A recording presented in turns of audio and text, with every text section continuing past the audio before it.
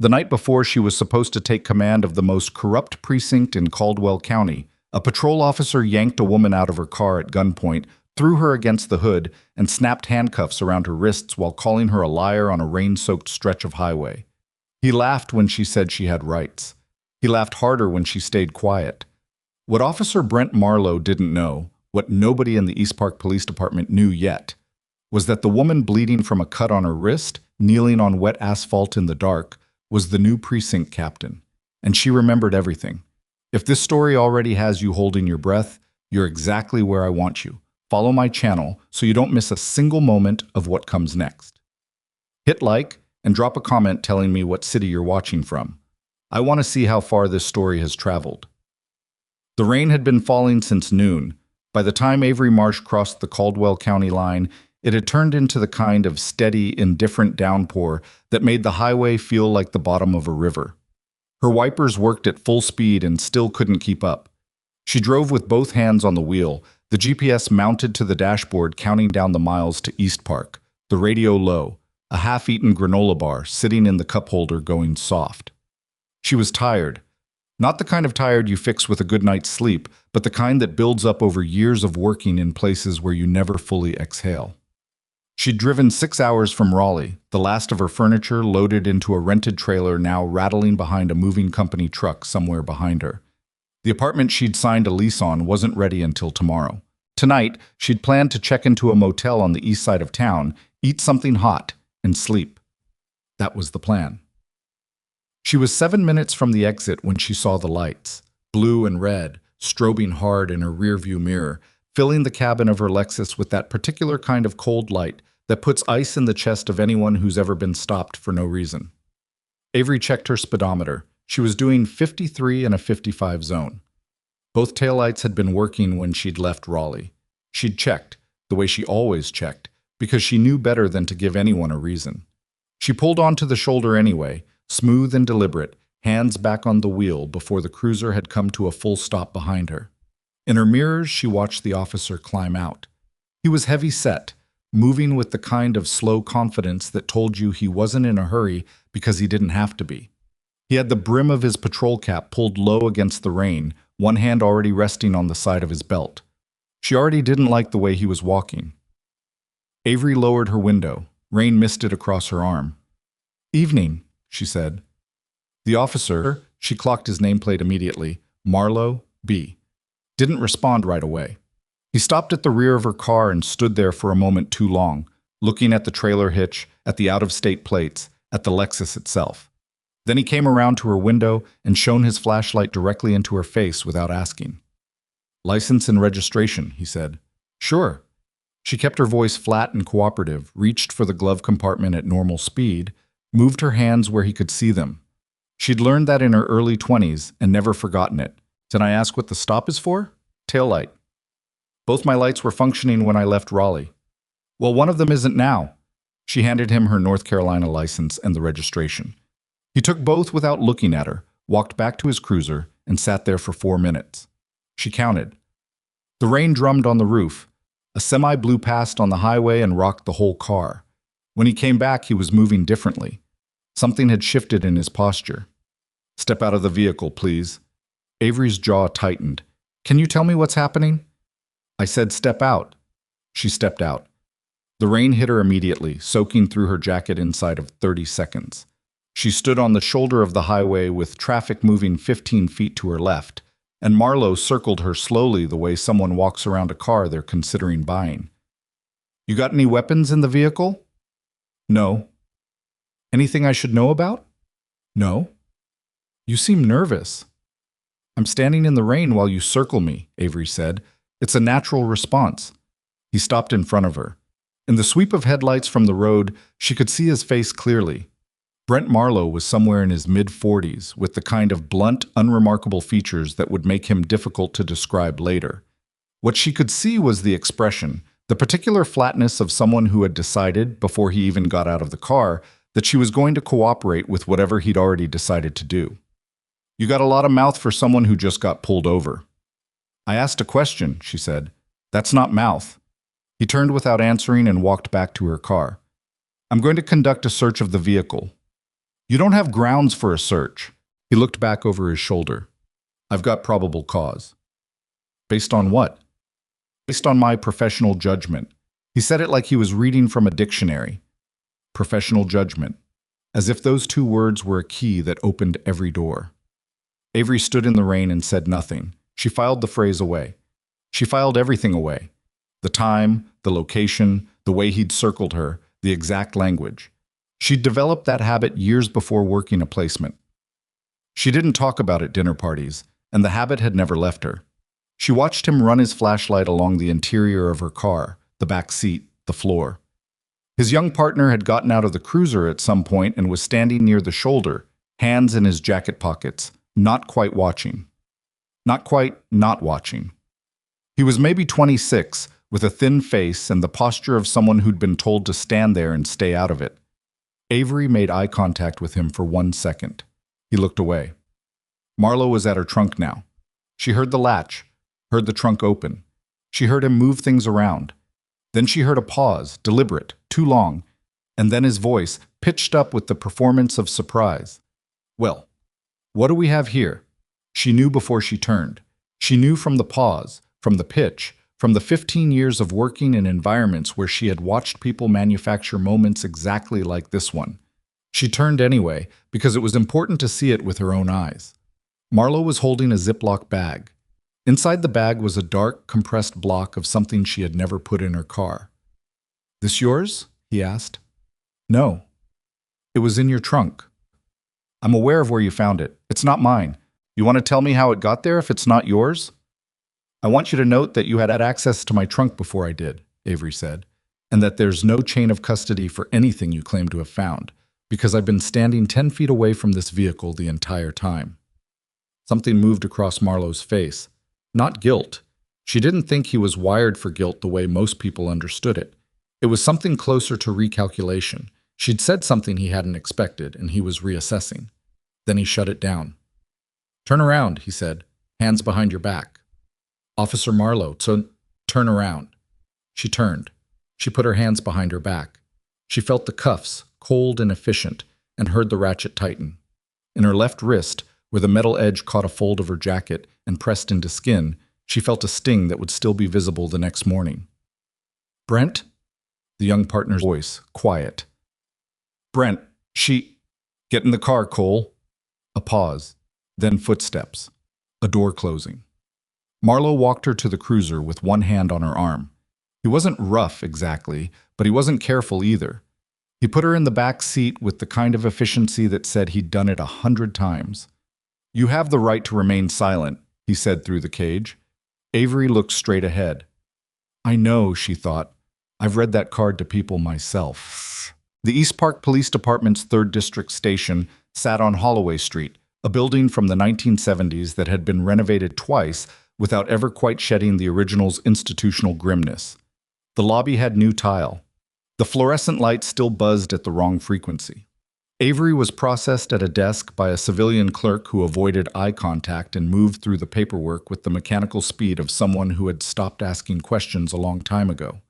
They put her in a holding cell at the end of a corridor that smelled like old coffee and industrial cleaner.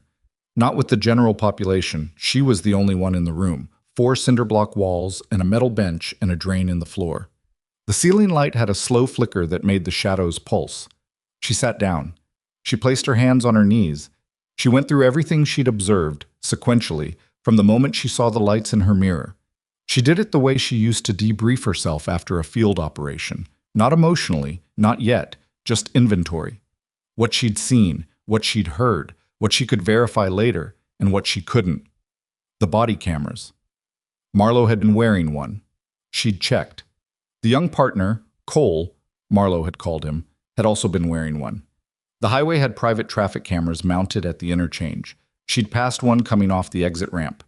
She hadn't seen it in the dark, but she knew it was there because she'd reviewed the county infrastructure map 2 weeks ago, along with every piece of publicly available data on the Eastpark 3rd District that she could pull before her arrival.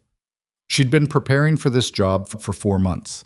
She knew the layout of the building she was currently sitting inside. She knew the staffing roster, the complaint history, the 3 pending internal affairs reviews that hadn't gone anywhere, the two officers currently under informal supervision for excessive force, and the commanding structure from shift supervisor up to deputy chief. What she hadn't anticipated was being in a holding cell before she ever walked through the front door as a captain. She almost laughed at that. Not because it was funny, it was the furthest thing from funny, but because there was something almost architectural about it, the way the situation had arranged itself. Brent Marlow had looked at her car, decided she was someone he could make an example of, and pulled her over. He'd done it on the last stretch of highway before the city limits, in the dark, in the rain, betting on exactly what most people in her position would do: panic, argue, try to call someone, cry. She'd done none of those things, and now she was in a holding cell in the building she was scheduled to take command of in approximately 11 hours. Avery pressed her thumb against the mark on her wrist where the cuff edge had cut into the skin. It was tender. It would bruise. She noted it. Then she sat back against the wall and waited. Brent Marlow sat at his desk and typed his report with 2 fingers, the way he'd always typed, jabbing at the keys like each one owed him something. His station coffee was cold. He didn't notice. He'd been at the 3rd District for 12 years. Before that, 2 years at Traffic Division, 3 years split between 2 suburban departments that no longer existed after county consolidation. He'd worked his way up to senior patrol officer by the uncomplicated method of outlasting everyone who irritated him and keeping enough of the right people comfortable enough not to look too hard at the things he did in the field. He wasn't stupid. He knew there were cameras. But he'd done this before, more times than he'd written in any report, and the cameras had always ended up showing what he needed them to show, because he knew which angle to stand at, and he knew how to make the story work before it ever got reviewed. The woman in this holding cell had been unexpected. She'd stayed calm when most people broke. She'd used legal language, which meant she either had some education or had been through the system before. She'd mentioned chain of custody, which was the kind of thing defense attorneys said, not civilians. He filed it under difficult but manageable. The evidence was already logged. Controlled substance, quantity sufficient for felony possession.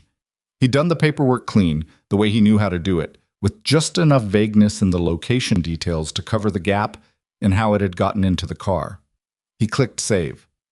Across the bullpen, the night duty sergeant, an older man named Fitch, was standing at the coffee station looking at something on his phone. He had an expression on his face that Marlow didn't recognize immediately. He looked like he'd received news that hadn't landed yet. "Fitch," Marlow said, "you hear me book a woman about an hour ago?" Fitch didn't look up from his phone. "Yeah. Just making sure it went into the system right." "It went in." There was something wrong with Fitch's voice. It was stripped down to the functional minimum, no texture. Marlow watched him for a moment, then turned back to his screen. In the holding cell at the end of the corridor, Avery Marsh was sitting very still with her eyes closed and her hands folded in her lap, not sleeping. She was listening to the building, memorizing the sounds, cataloging the rhythm of shift activity, who was moving, where, how often, the way she used to listen in the dark in places that required listening. She was 41 years old. She'd started as a trauma nurse at 23 at a county hospital in Western Virginia, working overnight emergency department shifts. She'd gone back to school for criminal justice at 27 while still working weekends in the ED because the hospital had started showing her things that didn't end in the hospital, patterns that continued outside, cycles that the ER treated but never broke. She'd done a federal certification program at 31 that she didn't discuss in professional settings without clearance prompts. She'd spent 8 years attached to federal task forces in a capacity that put her in rooms most people didn't know existed. She'd come to Eastpark because someone at the state level had decided the 3rd District needed a specific kind of intervention. Not a politician's intervention, not a PR consultant's, the kind that required someone who could walk into a compromised institution and not blink. The job offer had been made quietly. She'd accepted it quietly. She'd been scheduled to be introduced to the department at an 0800 all-hands assembly the following morning, which was now, by her internal clock, approximately 10 hours away. She opened her eyes. She was going to that assembly. At 2:17 in the morning, Officer Cole sat in his personal vehicle in the station parking lot with the engine off, turning his phone over and over in his hands. He was 24 years old. He'd been out of the academy for 14 months. He'd been assigned to ride with Marlow for 9 of those 14 months, and in 9 months he'd watched Marlow conduct 4 traffic stops that followed the same pattern as tonight's. Different drivers, different locations, different manufactured evidence. Same posture. Same performance of surprise. He hadn't said anything any of those times. He told himself there were reasons. He was new. He didn't know what he was looking at. He wasn't sure. And then, after a while, the reasons had become more honest. And the more honest reason was that he was afraid of what happened to officers who made noise about officers like Marlow. But tonight had been different. Tonight the woman had looked at him. Just 1 second. Direct, quiet, measuring. And in that 1 second he'd had the feeling, horrible and clarifying, that she already knew everything he was thinking. He unlocked his phone, opened the department's internal ethics line app that he'd downloaded 14 months ago and never used, stared at the blank report form for a long time. He typed 3 sentences, deleted them, typed them again. Then he closed the app without submitting. He sat in the dark for another 9 minutes. Then he reopened it. By 6 in the morning, the holding cell felt smaller. Not because Avery was breaking, she wasn't, but because small spaces accumulate hours differently than open rooms do. And she was running on no sleep and the granola bar from 7 hours ago. She'd been given water once by a night shift officer she hadn't seen before, who'd passed the cup through the slot without speaking. She'd drunk it and held onto the cup and looked at the ceiling. She was running through the department's disciplinary record in her head. Not the official record, the real one. The pattern visible in complaint frequencies and transfer dates, and the particular bureaucratic signatures of cases that had been closed too fast. She'd read enough of those to understand what Eastpark's 3rd District had been doing for the better part of a decade. Enough to know why she'd been sent. The door at the end of the corridor opened just after 6:30. A sergeant she hadn't seen before, not Fitch, this was someone on the early shift, a stocky woman with graying hair pulled back, walked the length of the corridor and stood at the cell door looking at Avery with an expression that was difficult to read. "You doing all right?" the sergeant asked. "I've been better. You need anything?" "I need to speak to whoever is the senior officer on shift right now." The sergeant's expression shifted. "That's me. Sergeant Diane Pruitt." "Sergeant Pruitt," Avery said, standing up from the bench. "My name is Avery Marsh. I was booked here last night by Officer Marlow on a possession charge. I want you to note the time you're hearing this. I am requesting that you document that the evidence attributed to this arrest is contested, that I have been in this cell for approximately 6 hours without being allowed to contact an attorney, and that Officer Marlow handled my personal vehicle alone for a period of time prior to the evidence being discovered." Pruitt was very still. "Can you document that request?" Avery asked. "I can." Pruitt's voice had gone careful. "But I have to ask you something first." "Go ahead." Is your name Avery Marsh?" "Yes." Pruitt looked at her for a long moment. Then she looked at the door at the end of the corridor. Then she looked back. "I think," Pruitt said slowly, "you need to come with me." What Avery didn't know was that at 5:44 that morning, a memo had arrived in the 3rd District's administrative email system from the office of Deputy Chief Fontaine, 2 levels above the precinct's day-to-day command chain. The memo contained the standard prefatory language about departmental leadership transitions, followed by a name, a photograph, and an assigned effective date. The photograph was of Avery Marsh. Sergeant Pruitt had been the first one into the office that morning. She'd read the memo at 6:03 while drinking her first cup of coffee. She'd read it 3 times because the photograph kept not matching what she thought she was looking at, and then she'd set down her cup, walked to the front desk, pulled up last night's booking log, and found the name she'd been afraid she was going to find. Then she'd sat at her desk for 18 minutes doing nothing, which was not a thing Diane Pruitt normally did. At 6:31, she'd walked to the holding cell. Now she walked Avery back down the corridor, through a side door, and into the administrative section of the building, where the overnight quiet was just beginning to break apart into early shift noise.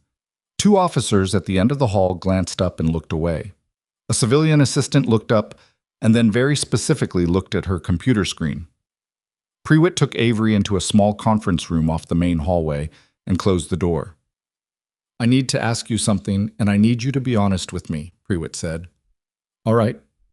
Were you going to tell anyone who you were?" Avery looked at her steadily. I was going to tell Officer Marlow the moment he pulled me over, if he'd asked me anything beyond what state my plates were from. He didn't ask. No. Prewitt put both hands on the table and looked at the surface between them. This is not how I would have chosen to start a Monday. Neither would I. He planted the evidence. It wasn't a question. I believe so, yes. Prewitt exhaled. It was the exhale of someone releasing something they'd been holding for a while. Not just the last 6 hours, but longer. I'm going to call the deputy chief's office. I'd expect that, Avery said. I'd also like you to secure Officer Marlow's body camera footage from last night before it goes through the standard review process. I'd like it flagged for chain of custody protection. Prewitt looked at her with an expression that was somewhere between professional respect and the particular exhaustion of someone watching a much larger problem become undeniable. You're already thinking like the CO, she said. I never stopped, Avery said. Brent Marlow arrived at the station at 7:15 for a shift briefing, same as every morning. He dropped his jacket on the back of his chair, picked up his coffee mug, and went to the break room. Cole was already there. The kid looked wrong, pale, bags under his eyes, coffee in both hands like he needed something to hold on to. Marlow registered it the way he registered most things about Cole, as background. You look like you didn't sleep, Marlow said. I didn't. Rookie thing. It gets easier. Cole said nothing. Marlow poured his coffee. That arrest is going to go smooth. I've done the paperwork already. You just need to back up the account if anyone asks, which they won't, but just in case. You were there, you saw what I found. Simple. Cole's hands tightened on his mug. Brent, he said, and his voice had something in it that Marlow hadn't heard before. Not quite conviction, more like someone who'd crossed a line they'd been standing in front of for a long time. I need to tell you something. Not interested in whatever you're working yourself up about. I filed an ethics report last night. The break room went very quiet. Marlow set down his coffee mug with a click that was too loud for the size of the room. He turned slowly. Cole was looking at him, still holding both cups, pale and steady in the way that frightened people sometimes get when they've committed to something they can't take back. You did what? I heard you. Marlow's voice had gone flat. You understand what you just did? You understand who that report goes to? Internal Affairs. And you think IA is going to do what with that? You think they're going to come running because a green officer filed a complaint about a 12-year veteran? You've been here 14 months, Cole. 14 months. You don't know how this works. Maybe not, Cole said. But I know what I saw. Before Marlow could respond, the break room door opened. Sergeant Prewitt stood in the doorway with an expression that had moved past careful into something completely controlled. Marlow, she said, you're needed in conference room B. I'm getting coffee. Now, Brent. Something in her voice. Not anger, harder than anger, the particular tone of someone delivering a message they didn't write. Marlow looked at Cole one more time. The look was a warning and a question at once. Then he followed Prewitt out of the break room. Conference room B was not a large room. It had a rectangular table, 6 chairs, a whiteboard with old marker residue that never quite cleaned off, and a window that looked onto the parking lot.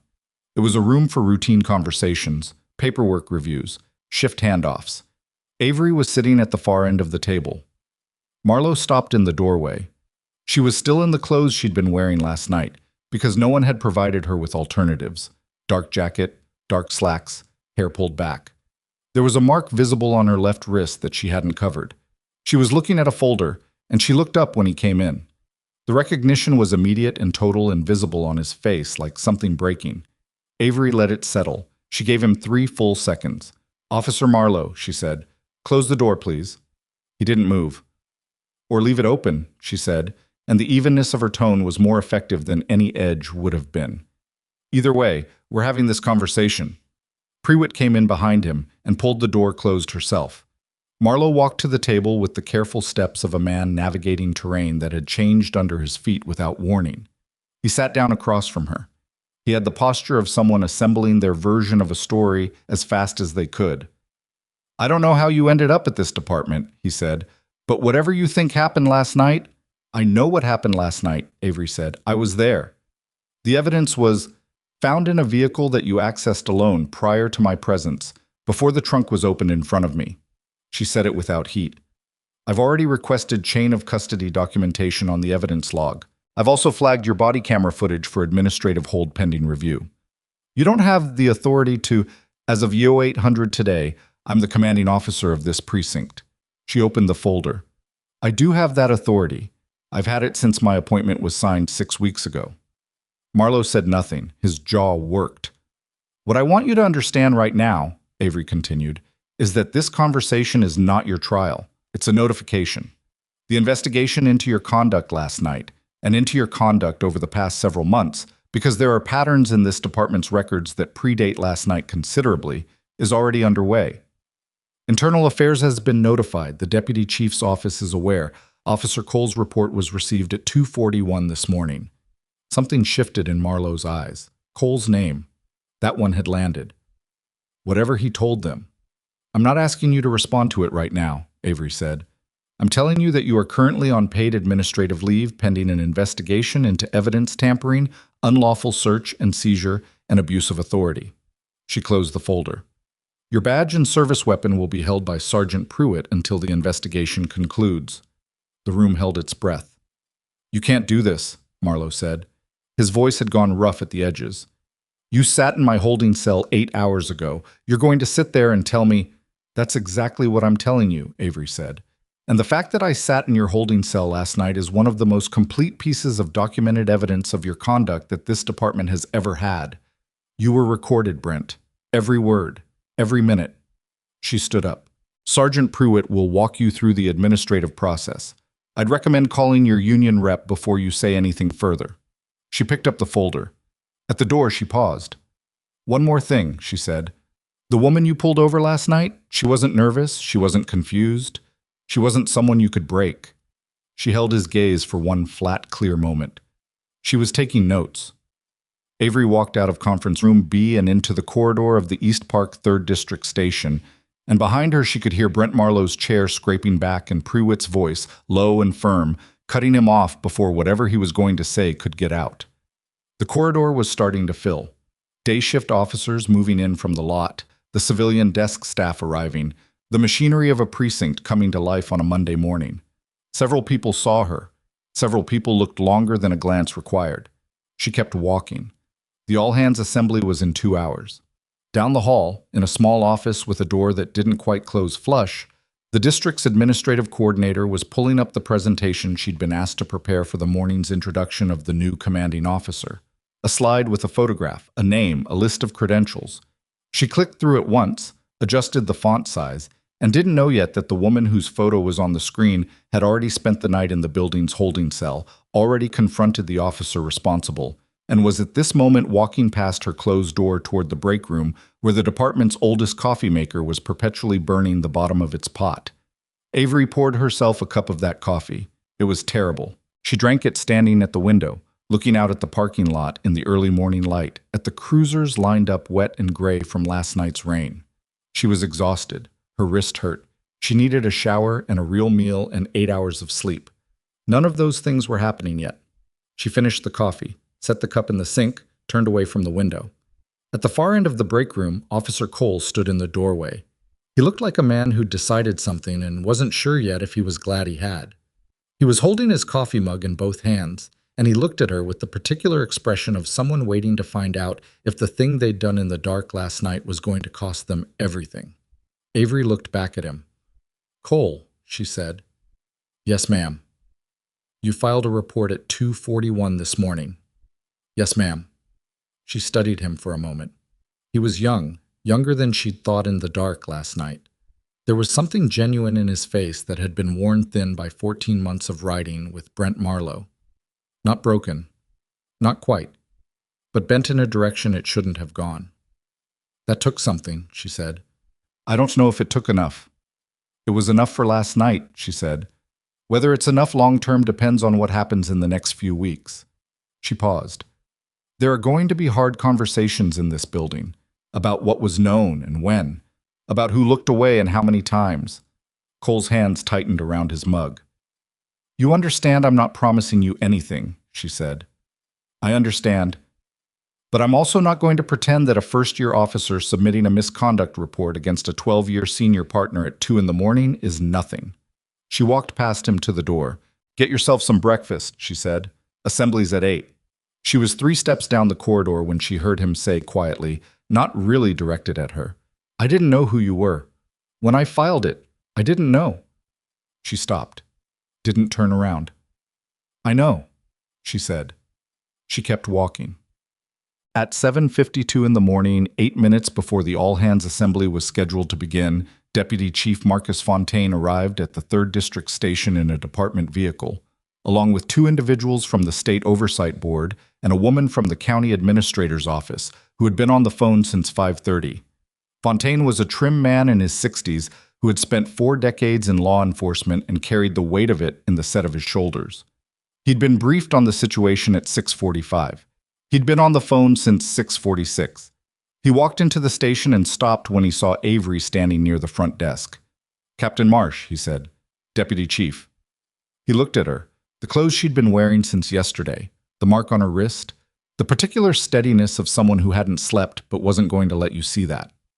Then he looked around the station with the specific expression of a senior administrator encountering a situation that had escalated well past the point where a phone call could handle it.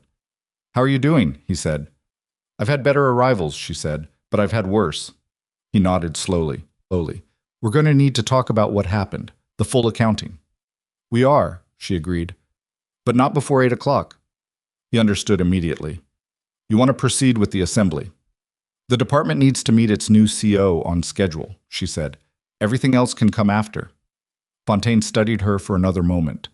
Then something in his expression shifted, from the calculated assessment of a senior official managing a crisis to something plainer and more honest.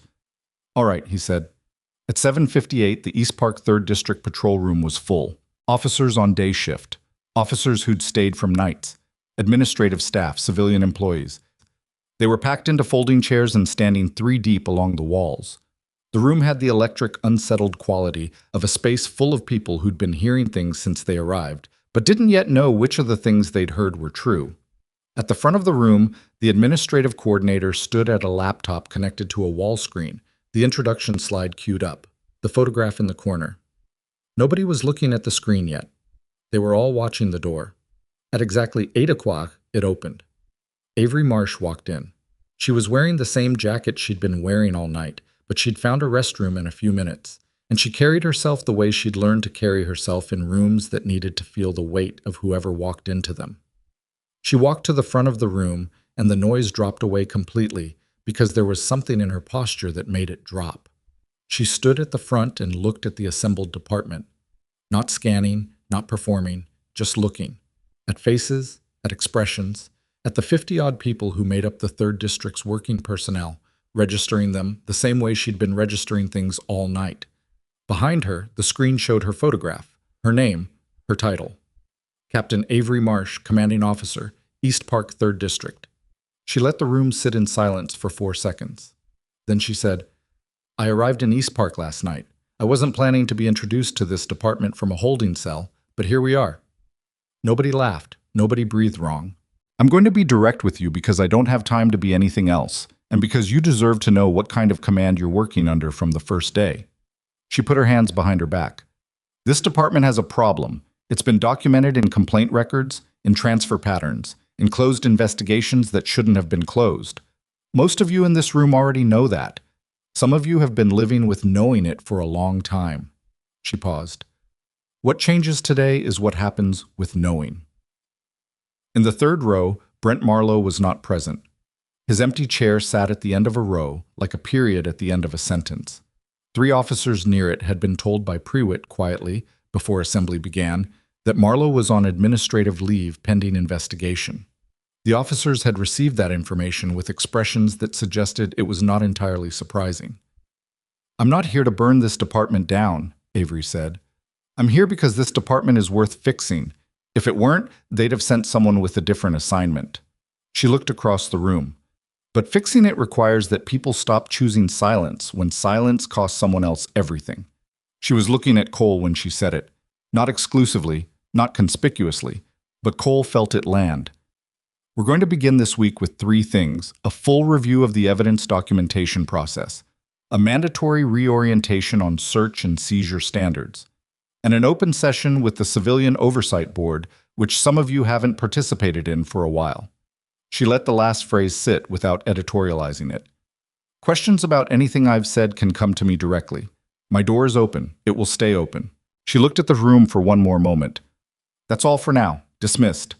The room moved, not loudly, not chaotically. It dissolved into the specific quiet motion of people who'd just heard something they needed time to process. Officers drifted toward the exits, toward their assignments, toward each other in low-voiced clusters. At the back of the room, two of the officers from the state oversight team exchanged a look that meant something between themselves that Avery didn't need to interpret. She knew what they were seeing, a first day that had already gone sideways in every logistical sense and was, somehow, on track. Deputy Chief Fontaine came to stand beside her as the room cleared. That was, he started. I know, she said. You should get some sleep. After we review the body camera footage from last night, she said. Then I'm going to sleep. Fontaine looked at the empty room. He's going to fight it. Marlow. He has union protection. He has 15 years of... I know exactly what he has, Avery said. I reviewed his file before I accepted this appointment. Fontaine turned to look at her. I reviewed all of them, she said. She picked up her folder from the table at the front of the room and walked toward the corridor. Through the window beside the exterior door, the morning light was full now, hitting the wet asphalt of the parking lot and turning it bright. The rain had stopped while she was standing in front of the room. She hadn't noticed until now. Her phone buzzed in her pocket. A text from a number she recognized, her point of contact at the state office, a woman named Delacroix, who had recruited her for this position and had the title of Special Investigative Liaison, which was one of those titles that meant more than it sounded like. The text said, Footage flagged and secured. IA notified. Evidence sample sent to independent lab. Call when you're ready. Avery read it twice. She typed back, 1 hour. Somewhere in this building, in a locker with his name on it, Brent Marlow's badge and weapon were sitting in a bag that Sergeant Pruitt had sealed herself and logged into evidence. Somewhere in the county records system, the ethics report filed at 2:41 in the morning by Officer Ethan Cole was sitting in a queue, time-stamped and uneditable. Somewhere in the independent evidence lab that Delacroix had arranged, the contents of the Ziploc bag that Marlow had produced from her trunk were being tested against any number of things that would or wouldn't match what he'd claimed they were. Everything was in motion. Avery walked down the corridor of the Eastpark 3rd District Station, her building now, and when she passed the holding cell at the end of the hall, she slowed for just a moment, looked at the door, the metal bench visible through the small window in the cinderblock wall. She didn't stop. She had work to do. The first call she made was standing in the narrow hallway outside the administrative wing, one shoulder against the wall, voice low enough that the two officers passing at the far end couldn't catch it. Delacroix picked up on the second ring. Tell me the footage is clean, Avery said. Define clean. Delacroix had a way of speaking that made every sentence sound like a preliminary finding. The body cam from Marlow's unit shows 41 seconds of dropout, beginning at the moment he approached your trunk. Firmware log says the camera was manually interrupted. Avery closed her eyes for exactly 1 second. Cole's unit? Running. Full continuous record. 41 seconds of footage that Marlow doesn't have. Cole does. What's on it? Marlow, alone at the open trunk, with his back to Cole's camera, for 37 of those 41 seconds. You can't see his hands clearly, but you can see the timestamp, and you can see that he was there alone, and that the trunk was open before you were ever asked to step out of the vehicle. Avery absorbed that. It wasn't a confession. It wasn't even close to what a prosecutor would call airtight. But it was a thread, and threads were how everything she'd ever worked started. The evidence sample, she said. Lab? Expedited. We'll have preliminary composition results by end of day tomorrow. I'm also running the bag itself for fingerprints independent of the department's chain. A pause. Avery, he's done this before. I know. I mean specifically. I pulled comparative complaint data from the county system overnight, 3 prior stops in the past 14 months, with similar characteristics. Single female driver, out-of-county plates, evidence discovered in a location that required trunk access prior to the driver's presence. All 3 charges were later dropped or pled down. None of the drivers filed civil claims.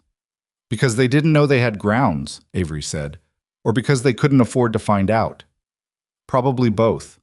Another pause. There's going to be pressure on this. Marlow has a union rep who filed a protective grievance at 7 this morning. The rep's name is Gerald Voss. He's aggressive and he knows the arbitration system. Voss doesn't scare me. I know he doesn't. I'm telling you so you're not surprised when he shows up. When is he showing up? He's already in the parking lot. Avery pushed off the wall. All right, send me everything you have by noon. Evidence log, the footage metadata, the comparative complaints. Everything formatted for an IA submission packet. Already building it, Delacroix said. Get some sleep at some point. You're the third person to tell me that this morning. Then it's probably true. She ended the call and was walking before she'd put the phone back in her pocket. Gerald Voss was a man who'd been doing union representation for 22 years and had developed, over those 2 decades, the particular physical confidence of someone who'd won enough fights to stop worrying about losing. He was tall, broad-shouldered, and arrived at things slightly ahead of schedule to establish territorial advantage. He was standing in the lobby when Avery came through the administrative door, and he turned toward her with the expression of a man who'd been briefed but needed to establish something in person. Captain Marsh, he said. Mr. Voss?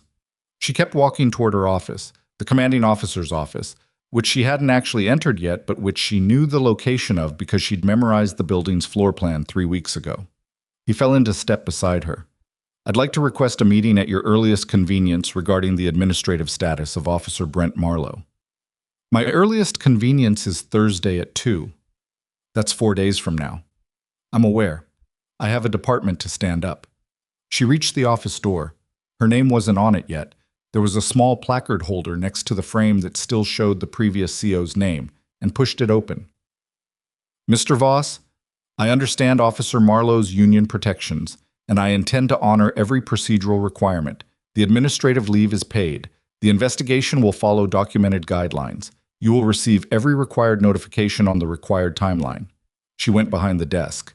The chair was wrong for her height, and she'd need to adjust it, but not now. What I will not do, she said, looking up at him from the chair she hadn't adjusted yet, is discuss the substance of an active investigation in a lobby hallway, because a union rep arrived at 7:30 on the first day of my command. Voss looked at her. His expression had the layered quality of someone measuring what they were dealing with. Officer Marlow has significant concerns about the procedural validity of his suspension. Leave. The word wasn't loud. It didn't have to be. Voss straightened. Captain, Thursday, 2 o'clock. Bring whatever you'd like to bring. The department will have legal counsel present. She pulled the keyboard toward her. Close the door on your way out. He left. He closed the door, not quietly, but not with the theatrical force of someone who'd decided to make it a scene. She read that correctly. He was recalibrating. He'd come in expecting to establish early dominance over a new CO who might be rattled by the circumstances of her arrival. She hadn't given him a crack to work with, and now he was adjusting his strategy for Thursday. That was fine. She'd be ready for Thursday. She spent 11 minutes in that office learning the desk. What drawers held what files the previous CO had left that needed to be boxed and removed, what the network login looked like, and whether her credentials had been activated. They had, which meant someone in the admin chain had done their job even in the middle of the chaos this morning had generated. Then Prewitt knocked and came in without waiting, which told Avery something useful about Prewitt's relationship with the concept of authority. She respected it, but didn't perform deference as a default. Lab just called the desk phone, Prewitt said. Apparently they couldn't reach you directly. They said to tell you the preliminary on the bag is moving faster than expected. Possible by tonight. Who made that call? Lab's end? A Dr. Kessler said to call her back on the direct line. Prewitt set a post-it on the desk. Also, 2 officers want to speak with you, not about Marlow directly, or they said not about Marlow, but I think it's about Marlow. Names? Rutherford and Anaya, both patrol. Both have been here more than 3 years. Avery looked at the post-it. Set them for this afternoon, separately. Together might be... Separately, Avery said. People say different things alone than they do with a witness. Prewitt nodded once, started to go. Prewitt, Avery said. She stopped. Last night, before Marlow booked me in. Was anyone in this building aware of who I was? Beyond the memo that went out this morning? Prewitt was quiet for 3 seconds. The overnight desk clerk. I think she might have recognized the name on the booking paperwork. She didn't say anything to Marlow. Did she say anything to anyone? She went home at 6. A pause. I think she was scared. Avery accepted that. All right. Prewitt left. Avery sat back in the chair, which was still the wrong height, and looked at the ceiling for a moment. The ceiling had a water stain in one corner, beige on white, the kind that had been there long enough to become part of the architecture. Previous CO had probably stopped seeing it. She filed it away. There was a difference, she knew, between the people in this department who'd actively participated in the culture Marlow represented and the people who tolerated it because the alternative cost more than they felt they could spend. The overnight clerk was probably the second category. So was Cole, until last night. Prewitt. Prewitt was harder to read. She'd acted correctly this morning from the moment she found out, but Prewitt had been in this building for years, which meant she'd known about Marlow for years, which meant a conversation was coming that neither of them was going to enjoy. That conversation could wait one day.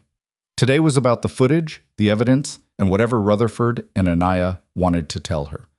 Rutherford arrived first, at 1:15. He was a compact, quiet man in his late 30s who sat down across from her and immediately placed both hands on the table, palms down, like he was steadying himself. I want to be clear about something before I say anything, he started. Go ahead. I'm not doing this because of what happened to you last night. I didn't know about you until this morning. I'm doing this because I've been sitting on it for 2 years, and I watched what happened to the last officer who tried to go through channels. Avery kept her face even. What happened to that officer? He got a transfer to the county's worst district 4 months after he filed. Officially, it was a staffing need. Unofficially, Rutherford stopped, pressed his palms harder against the table. Unofficially, everyone understood. What did you watch Marlow do? Avery asked. Specifically. Rutherford talked for 31 minutes. He was precise, detail-oriented, and visibly uncomfortable in the way people are when they've been carrying something for a long time and finally have to unpack it in front of someone. He described 4 incidents with enough specificity, dates, locations, the names of the people who'd been stopped, that Avery was able to cross-reference 2 of them against the complaint data Delacroix had sent while Rutherford was still talking. They matched. When he was done, she asked, "Are you willing to put this in a formal statement?" He looked at his hands. If I do that, what's my exposure? You're reporting conduct you witnessed. Your exposure is minimal if you haven't participated directly. She paused. Have you? No. A beat. I looked away. I don't know if that counts. It's different from participating, she said. I'm not going to tell you it's nothing, because it isn't, but it's different. He nodded slowly. Then yes, I'll put it in a statement. Anaya came in at 2 Alprin. She was younger, early 30s, with the sharp, guarded energy of someone who'd been burned before by having an opinion in the wrong room. She sat down, folded her arms, and looked at Avery with an expression that was equal parts assessment and challenge. You're going to hear from people who say Marlow was a good cop who made one bad call, Anaya said. I want you to know that's not true before anyone else gets to tell you their version. What's your version? Avery said. He wasn't making one bad call. He was running a system. He had specific targets, out-of-county plates, drivers he calculated wouldn't have local connections, couldn't navigate the complaint process, didn't have money for lawyers. She said it with the flatness of someone who'd analyzed it and hated what the analysis produced. He also had cover. Not from specific people necessarily, more like from an atmosphere. Nobody wanted to be the one who said something because the last person who said something had a very bad next 2 years. Rutherford mentioned that. Rutherford was watching too, Anaya said. So was I. I'm not proud of that. You're here now.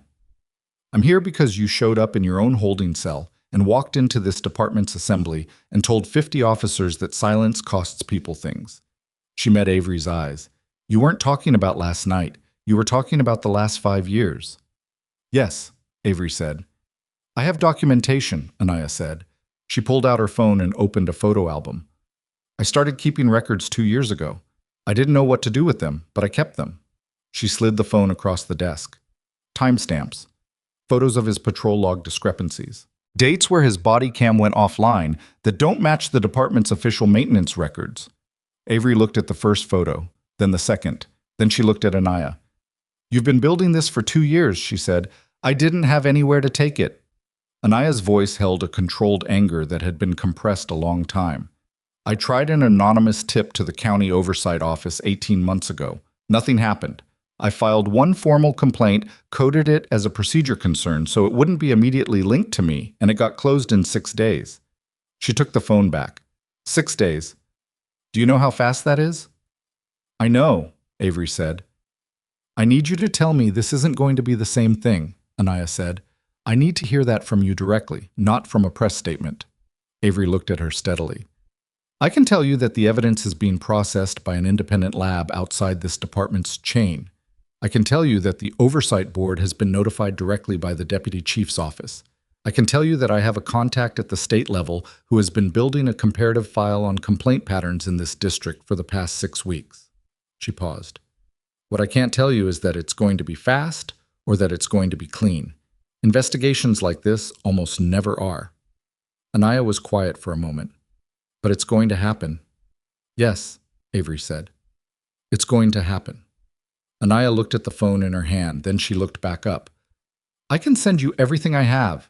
All of it. Please." By 4:30 in the afternoon, Avery had been awake for 33 hours. She'd met with Rutherford and Anaya, reviewed the preliminary files Delacroix had sent, spoken twice with the Deputy Chief's office, answered 7 emails from the county administrator's liaison, and discovered that the building's only working single-serve coffee machine was on the 3rd floor next to a storage closet that smelled like old carpet. She was on her second cup from that machine when Dr. Kessler called. "Captain Marsh?" "Speaking." "I have preliminary composition results on the sample. I want to be careful about how I frame this because we'll need the full panel for anything evidentiary." Dr. Kessler had the careful diction of someone accustomed to being misquoted. "But the preliminary indicates that the substance in the bag is not what was listed on the evidence intake form." Avery set down her coffee cup. "Define not what was listed." "The intake form describes a controlled substance consistent with a Schedule II classification. What we're seeing in the preliminary is closer to a compressed binding agent, possibly pharmaceutical filler compound." A pause. "It's not narcotics, Captain." The hallway outside the storage closet was very quiet. "Chain of custody on your end is documented?" Avery asked. "Complete from the moment our courier picked up the sample. I need the full panel as fast as you can get it to me. We can have a complete report by tomorrow morning. I need it tonight." A pause. "I'll see what I can do." She ended the call and stood in the hallway outside the storage closet for a moment with her hand still on her phone. Not narcotics. A filler compound. Which meant Marlow hadn't just planted evidence, he'd manufactured it. That was a different order of problem than a dirty cop stealing from an evidence locker. That meant pre-planning, preparation, carrying something specifically designed to look like what he needed it to look like, in a situation he created from scratch. It meant someone had to have supplied it, or someone had to have known. She walked back downstairs with that thought, and the thought didn't get quieter as she moved. At 5:15, she heard about Marlow's press contact. It came through Prewitt, who appeared in the office doorway with an expression that had moved from controlled to tightly managed. "There's a reporter," Prewitt said. "Caldwell County Courier. She called the public desk 20 minutes ago asking for comment on a story about the department's new captain being arrested last night on drug charges." Avery looked up from the files. "Someone told her the arrest was real and the charges were pending," Prewitt said. "She has the booking number." "Marlow." "Has to be. He can't access the system from home while on administrative leave, but he would have had the booking number memorized. He doesn't need system access to make a phone call." Avery thought about that for 2 seconds. "What's the reporter's name?" "Sandra Lyle." "Do we have a public affairs contact in this department?" "We have a part-time liaison. She's not in today." "Get me Sandra Lyle's direct line." Prewitt looked at her with an expression that said several things at once, chief among them being that calling a reporter directly when you were the subject of their story was not standard protocol. "I'm not going to give her anything operational," Avery said.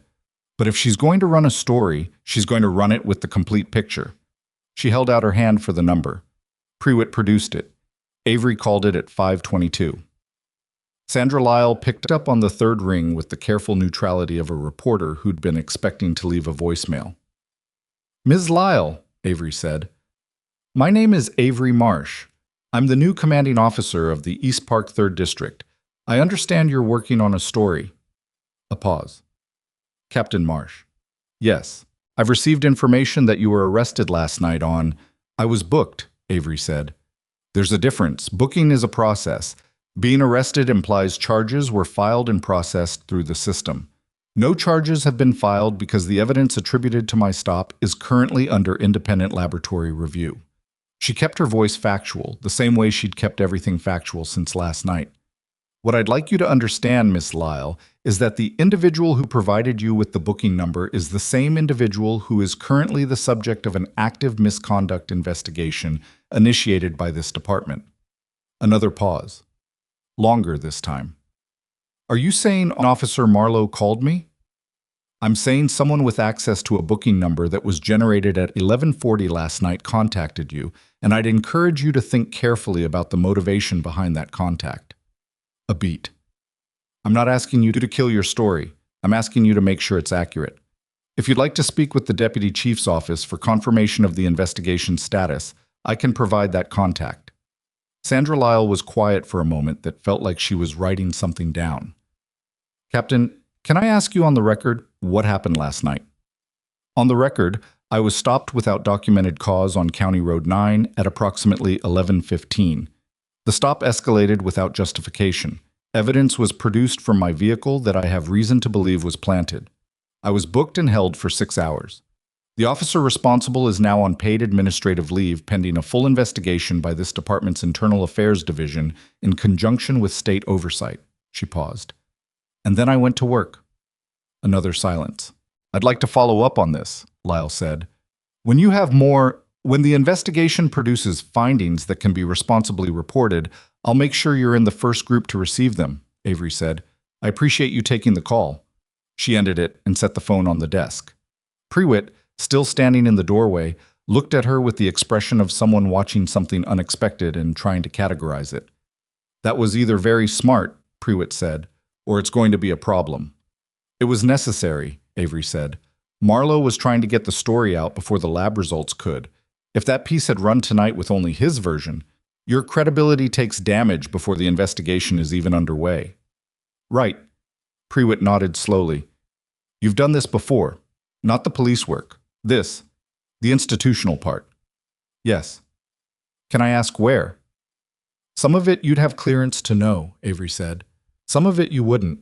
She picked up the next file on her desk. "Did either Rutherford or Anaya submit their formal statements?" "Rutherford did, 20 minutes ago. Anaya sent a documentation package by email, 46 photographs and a 2-page summary." "Good." Prewitt hesitated at the door. "There's something else." Avery looked up. "Cole came to my desk an hour ago. He's asking if he's going to be charged with anything for not reporting sooner." "What did you tell him?" "I told him I didn't know." Avery set down the file. She thought about Cole in the break room that morning, both hands around his mug, the particular look of someone who'd done the right thing late and was waiting to find out what late cost. "Tell him to put everything he observed in writing," she said. "All of it, from his first shift with Marlow. Every stop, every discrepancy, every moment he chose silence. And tell him that the fact that he's asking the question right now, tonight, instead of quietly hoping no one looks at him, that matters." "Does it?" Prewitt asked. Not challenging, genuinely asking. "It matters to the kind of department I'm trying to build," Avery said. "Whether it matters legally is something I can't control." Prewitt absorbed that. Then she nodded, once, and left. At 7 in the evening, Avery sat in the CO's office with the door closed and the overhead light off, working by the desk lamp. And for the first time since she'd crossed the county line last night, she let herself feel some of what the past 20 hours had actually been. She pressed 2 fingers against the bruise on her wrist. The mark was darker now, greenish at the edges, the kind that takes a week to fade. She looked at it in the desk lamp light. Then she looked away. She was not a person who spent much time on what things meant symbolically. She found it usually got in the way of what things meant practically. But she thought about the holding cell for one moment, the flickering light, the metal bench, the drain in the floor. and she thought about the fact that she had sat in that room knowing exactly what was going to happen and trusting that the thing she was building had enough foundation to hold the weight of one very bad night. It had held.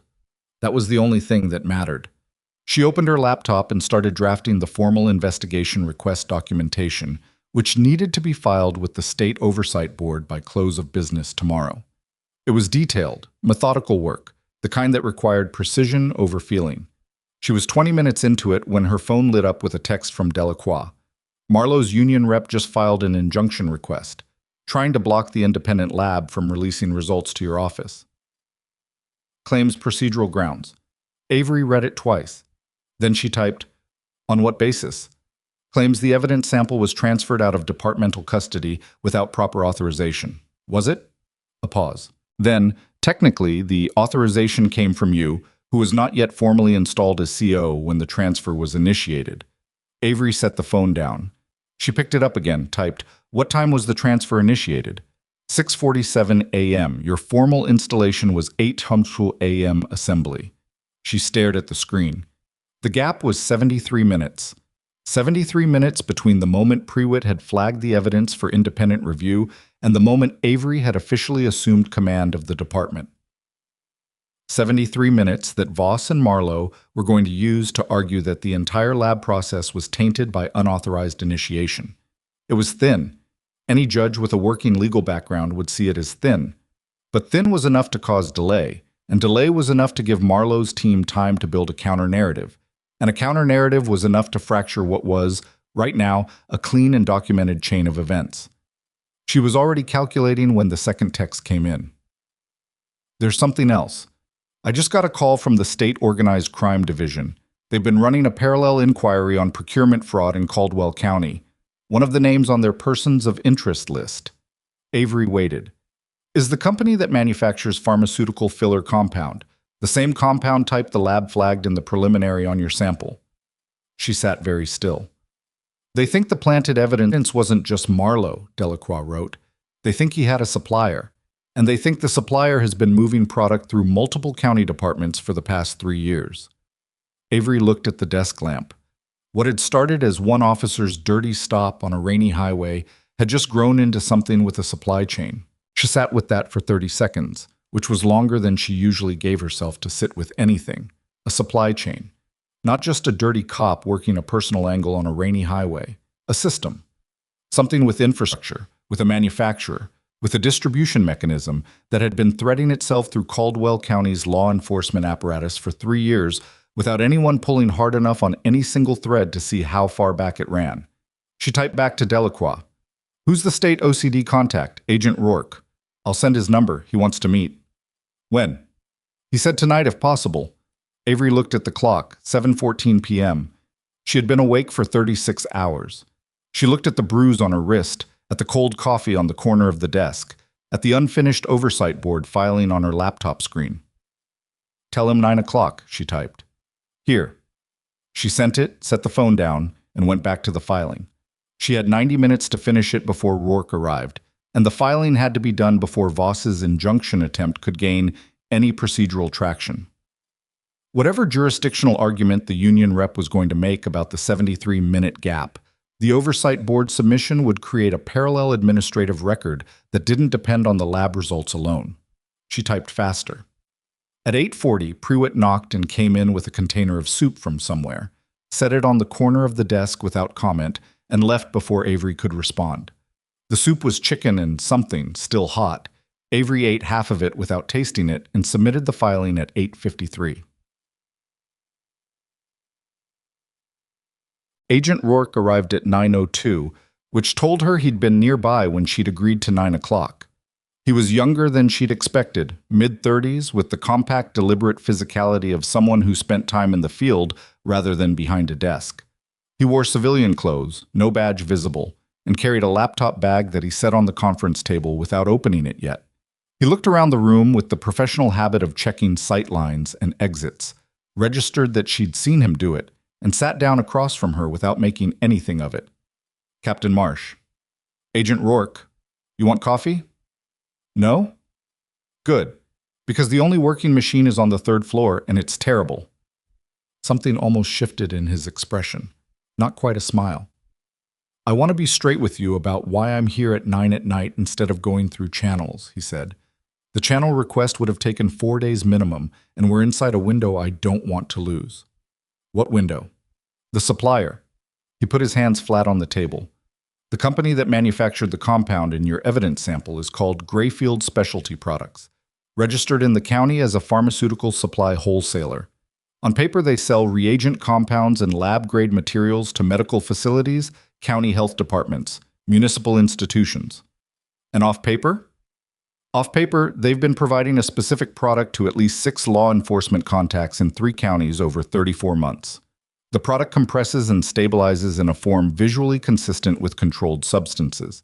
It passes a field test kit, which is exactly why it's useful. It fails spectrographic lab analysis, which is why it almost never gets that far." Avery leaned forward slightly. "Because the charges get pled down, or dropped entirely, or the driver doesn't have the resources to contest and takes whatever deal is offered." He opened the laptop bag and placed a thin folder on the table. "Grayfield's product has a shelf life of about 6 months in field conditions. Their order records show regular reorder cycles from the same contacts." A pause. "Marlow placed his last order 11 weeks ago." She let that land. "You have Marlow's order records. Purchasing records linked to a personal email account registered to a B. Marlow at a domain that isn't the department's. Financial transfers from an account in his name to a shell LLC that traces back to Grayfield's distribution arm." He slid the folder across the table. "We've had this for 6 weeks. We couldn't move on it because we needed an internal department action to generate a legal hook. A CO-initiated investigation creates the jurisdictional bridge we need to bring the county case inside our federal scope." Avery opened the folder. The first page was a financial transfer summary: dates, amounts, account references. The amounts were not large. That was the part that got under her skin. Marlow wasn't getting rich off this. The per-unit cost was modest, the kind of op into a month's budget without it showing anywhere obvious. He wasn't doing it for money, not primarily. He was doing it because it worked, because it had always worked, and because the system had never given him a reason to think it would stop working. "Who else?" she asked. "In this precinct specifically, we have documentation on Marlow and one other officer we haven't confirmed independently yet. We're not naming the second contact until we have corroborating physical evidence." Can you tell me their rank?" Rourke looked at her for a moment. "Senior Patrol." She turned to the second page of the folder. Transfer logs, email metadata, a timeline of Grayfield's product cycle. She read through it the way she'd learned to read intelligence briefs. Not for the headline, but for the gap between what was stated and what was implied. "The injunction Voss filed today," she said, "trying to block the lab results from reaching my office. I heard about it. Is that connected to this? Is someone coaching Voss on what procedural pressure to apply?" Rourke was quiet for 2 seconds. "We don't have documentation of that, but the timing of the filing, within 3 hours of the lab accepting the sample." He stopped. "We don't have documentation." "But you think so?" "I think Marlow made some calls from home today," Rourke said carefully, "and I think some of those calls went to people with more institutional reach than a union rep." Avery closed the folder. "What do you need from me?" "I need the internal investigation to proceed on its documented timeline without being derailed by the injunction. I need Cole's testimony preserved formally. I need access to Anaya's documentation archive, the photographs she took over 2 years. And I need you to not give Marlow's team anything they can use to reframe this as a jurisdictional dispute between a new CO and a long-tenured officer. Meaning I can't overreach. Meaning every step has to be procedurally clean. They're going to look for anything they can characterize as vendetta." He looked at her wrist, not intrusively, just registering it. "They're already going to try to make the story about whether you can be objective given what happened to you last night." "I know. Can you be?" "I was objective when I was sitting in the holding cell," she said. "I don't see why an office and a desk lamp would change that." Rourke looked at her for a moment. Then he picked up his laptop bag and stood. "I'll get you a formal federal liaison document by morning. It'll establish the joint scope of the investigation and give the lab results a federal chain of custody parallel to the state process. Voss's injunction won't survive contact with it." "What's the realistic timeline on Grayfield? If your internal case produces clean findings this week, We move on Grayfield within 10 days. He paused at the door. The window I mentioned. Grayfield has a scheduled delivery cycle in 11 days. If we're not positioned before that delivery goes out, the distribution record resets and we lose the cleanest evidentiary link. Avery nodded once. Rourke left. She sat alone in the conference room for a few minutes after he was gone, looking at the folder. Then she picked it up, carried it back to the CO's office, and locked it in the desk drawer that had a functional lock. She'd identified it that morning when she was learning the desk. Then she went home. Not to the apartment she didn't have yet, to the motel on the east side of town where she'd originally planned to spend last night, checked in with a credit card and a room key that the overnight clerk handed her without making eye contact. She set an alarm for 5:30. She was asleep before she finished the thought of what she needed to do first in the morning. She woke at 5:17 to a text from Delacroix that had come in at 4:48. Voss's injunction was denied. The federal liaison paperwork preempted it. Rourke moves fast. She lay on the motel bed and read it twice. Then she got up, showered, put on the change of clothes she'd had the presence of mind to pack in a bag before leaving the station, and drove back to the precinct in the early gray of Tuesday morning while the city was still mostly quiet. The lab's full report was waiting in her email when she sat down at the desk. Dr. Kessler had sent it at 11:47 the previous night. Avery read the executive summary first, then the full technical analysis, then the chain of custody documentation. The substance in the bag was Grayfield's product. The spectrographic signature matched the compound profile in Rourke's federal file to a specificity of 94.7%. Marlow had planted a manufactured fake, not something stolen from an evidence locker, not a substance he'd come by accidentally.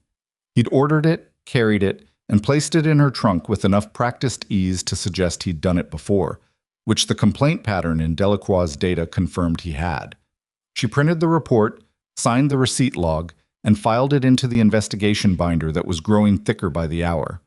By 7 a.m., she had 4 officers waiting to speak with her. 3 had come in voluntarily. 1 had been asked. She took them in order. 2 had observations about Marlow's patrol patterns that corroborated the timeline in Anaya's documentation. 1 had an account of a stop 2 years ago that he'd filed a private note about and then never escalated, the note still saved in his personal email. The 4th, the one she'd asked to come in, was a senior dispatcher named Garland who had worked the overnight desk for 9 years and who, Avery had reason to believe, had been routing certain patrol assignments in ways that weren't random. Garland sat down across from her and immediately started talking before she asked him anything, which told her he'd been carrying it for a while and had maybe been relieved when the summons came. "I didn't know what was in the product," he said first. "What did you know?" "That certain stops needed certain routes. That if Marlow had flagged a vehicle earlier in the shift, I was supposed to make sure his unit was still in that area at the end of the night." He was looking at the table. "I thought it was about arrest quotas. I didn't ask past that." "Who told you to route that way?" A pause. "Sergeant Fitch." Avery kept her expression level. Fitch. The overnight desk sergeant who'd been standing at the coffee station when Marlow came in to report her arrest. Who'd answered Marlow's check-in with 2 words and a voice that had been stripped of texture. Who had looked like a man receiving news that hadn't landed yet. The news that had already landed, she now understood, was her name on the booking form. "Is Fitch aware of the full scope of what Marlow was doing?" she asked. "I don't know the full scope," Garland said. "I just know what I did." "Write it down," she said. "Everything, today." She found Prewitt at 9 a.m. and told her about Fitch without framing it as an accusation because it wasn't one yet. It was a thread. Prewitt received the information with the particular stillness of someone who wasn't surprised and was angry at themselves for not being surprised. "I should have seen it," Prewitt said. "Maybe. But seeing it and having grounds to act on it are different things, and you know that. I've worked with Fitch for 6 years. And now he's going to be interviewed as part of the investigation," Avery said. "That's how this works. Not as punishment for your not seeing it, as process." Prewitt looked out the narrow window of Avery's office at the parking lot below. The morning had come in clear, nothing left of Sunday night's rain. "How much bigger is this going to get?" "I don't know yet," Avery said. "But I'd rather know than not know." "And if it goes all the way through the command structure here?" "Then it goes all the way through." Prewitt turned back from the window. Something in her face had settled, not into peace, but into the particular resolution of someone who decided to stop bracing and start moving. What do you need me to do? I need you to interview Fitch today, formally, on record, before he hears that Garland has already talked. She paused. And I need you to do it, not me. If I conduct the Fitch interview, Voss's team will call it retaliatory. You're the ranking internal officer with no documented connection to either Marlow or the original stop. That's a hard conversation to walk into. I know. Can you do it? Prewitt looked at her for a moment. Yes. The day moved in the way investigation days move. Not dramatically, not in the cinematic rush that people who hadn't done this work imagined, but in the accumulating weight of documentation. Statements, evidence logs, interview records, phone metadata requests routed through the federal liaison, Rourke's team operating parallel to hers, visible only in the emails that arrived, and the occasional text updating her on Grayfield's status. At 2 in the afternoon, Voss called to reschedule Thursday's meeting. He'd received the news about the federal liaison scope and wanted, he said, to consult with additional counsel before proceeding. Avery agreed to the reschedule without comment.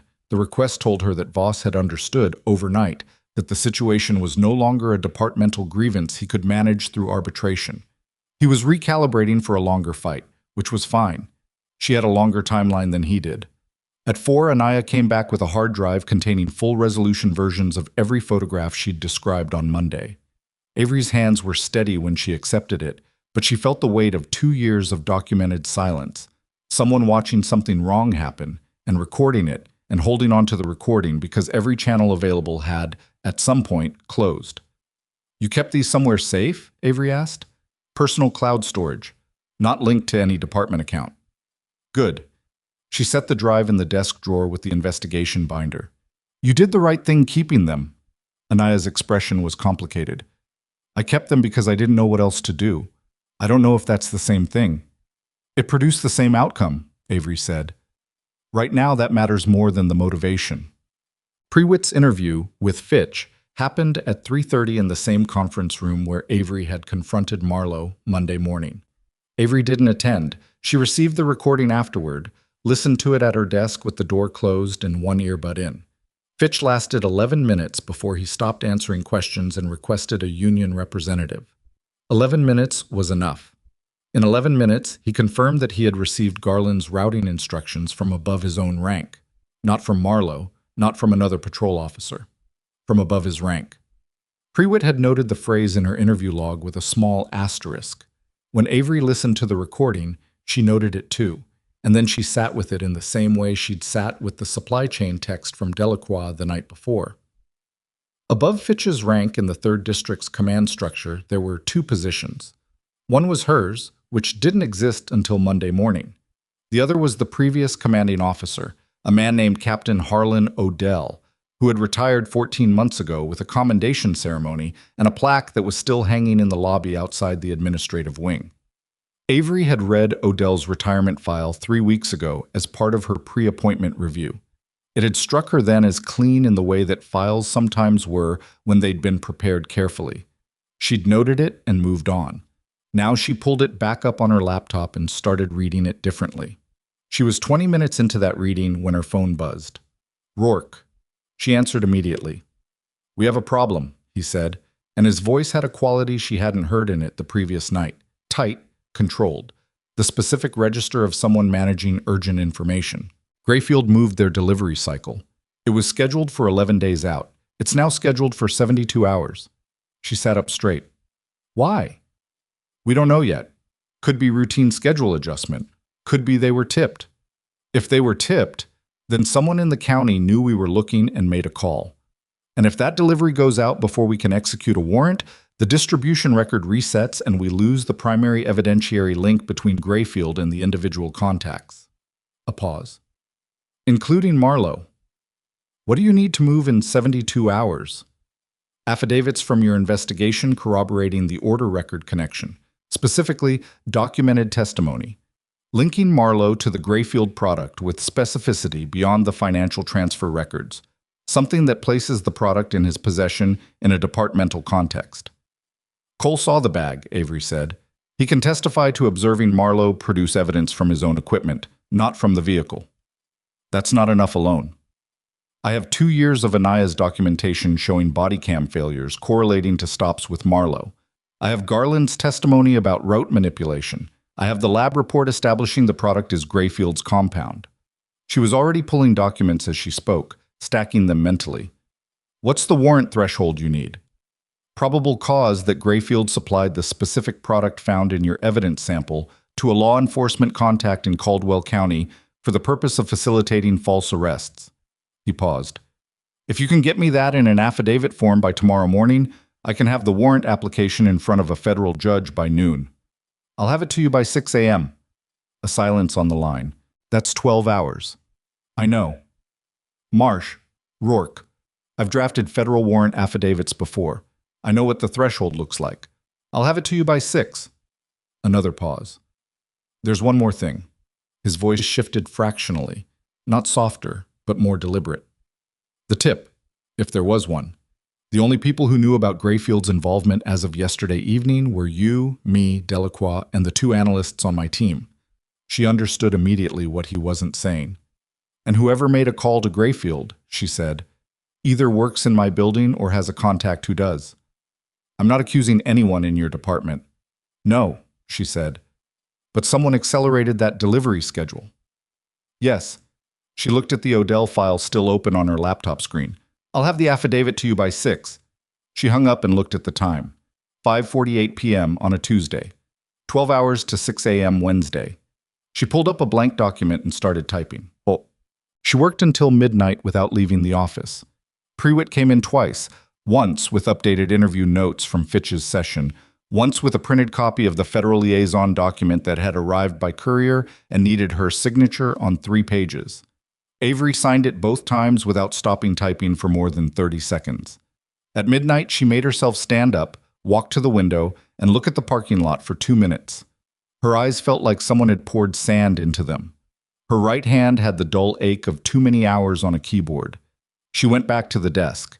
At 1:15, she hit a section of the affidavit that required a specific technical reference to the spectrographic analysis methodology in Kessler's report, and she realized she'd sent the printed copy to the investigation binder and needed the digital version. She pulled it up, found the section, confirmed the methodology citation, kept typing. At 2:40, she stopped typing and read back through everything she'd written. It was 12 pages. It was precisely calibrated to the probable cause standard. Not overshooting, not undershooting, not editorializing. It connected Grayfield's product to Marlow's possession through the financial transfers, the lab analysis, Anaya's corroborating documentation, Cole's direct observation, and Garland's testimony about route manipulation. It did not include anything she couldn't back with a document, a recording, or a witness statement.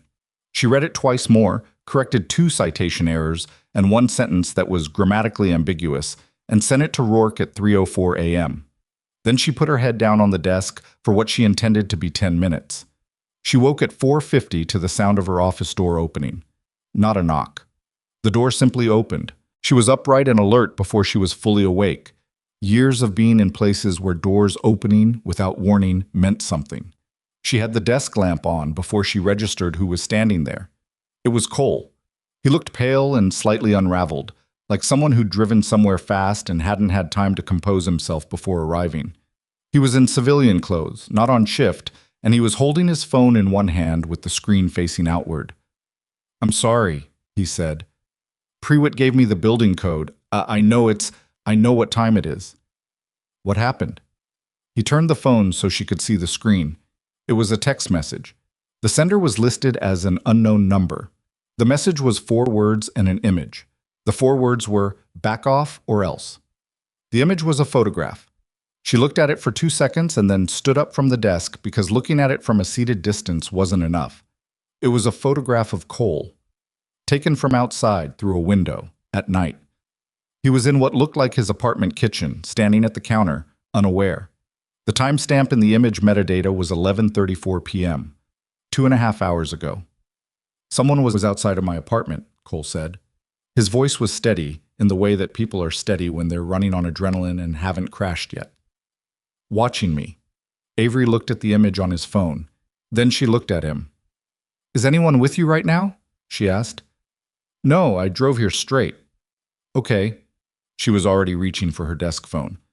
You're going to sit in this building until I figure out where we're putting you tonight. Don't go back to your apartment. Who's doing this?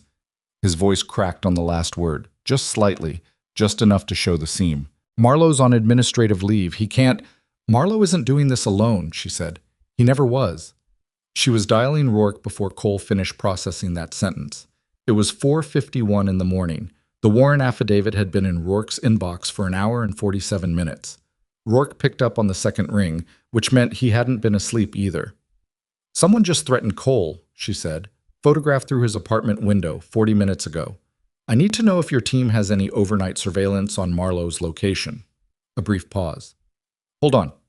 She heard keyboard movement. Then, Marlow's vehicle left his residence at 10:40 p.m. Our surveillance picked it up at 10:52 heading east on Corridor 7. Cole's apartment was on the east side. He's not just a dirty cop protecting himself, Avery said. He's escalating. Marsh, Rourke's voice had the quality it had carried when he'd told her about Grayfield's delivery schedule. Controlled urgency, something pressing against the edges of his professional register. I got your affidavit an hour ago. It's good. It's very good. I've been working it since it came in. A pause. But I need you to hear what I'm about to tell you. Go ahead. The warrant application is ready. I can have it in front of a judge at 7 a.m. when the federal courthouse opens. He stopped. But when I ran the affidavit through our case management system to prep the application, it triggered an automatic cross-reference with active federal cases in the county. And there's an existing sealed federal case file with overlapping subject matter. I can't access the sealed file without going through a different process. But the cross-reference flag tells me the file exists, and it tells me the case agent. The office was very quiet. Who's the case agent? She asked. That's what I need you to understand, Rourke said. The sealed case agent is listed as a retired law enforcement officer turned federal consultant. He was brought in 18 months ago as an institutional liaison for a county-level corruption inquiry that was subsequently sealed. A pause. His name is Harlan Odell. The Odell file was still open on her laptop screen. The previous commanding officer of the Eastpark 3rd District. The man with the clean retirement file and the commendation plaque still hanging in her lobby. The man whose rank sat above Fitch's in the command structure that Garland's testimony had pointed toward. Harlan Odell was not a retired captain quietly living out his pension. Harlan Odell was a federal consultant on a sealed case that overlapped with her investigation, which meant either he had been working against the corruption he'd overseen, or he had been using his federal access to monitor it from a protected position, and she did not yet know which one. And someone, Odell, or someone connected to him, or someone who'd been watching the investigation build for 36 hours, had sent a man to stand outside Cole's window in the dark. She didn't answer Rourke immediately. She set the phone on the desk, not hanging up, and looked at the Odell file on her laptop screen for 5 full seconds. Then she picked the phone back up.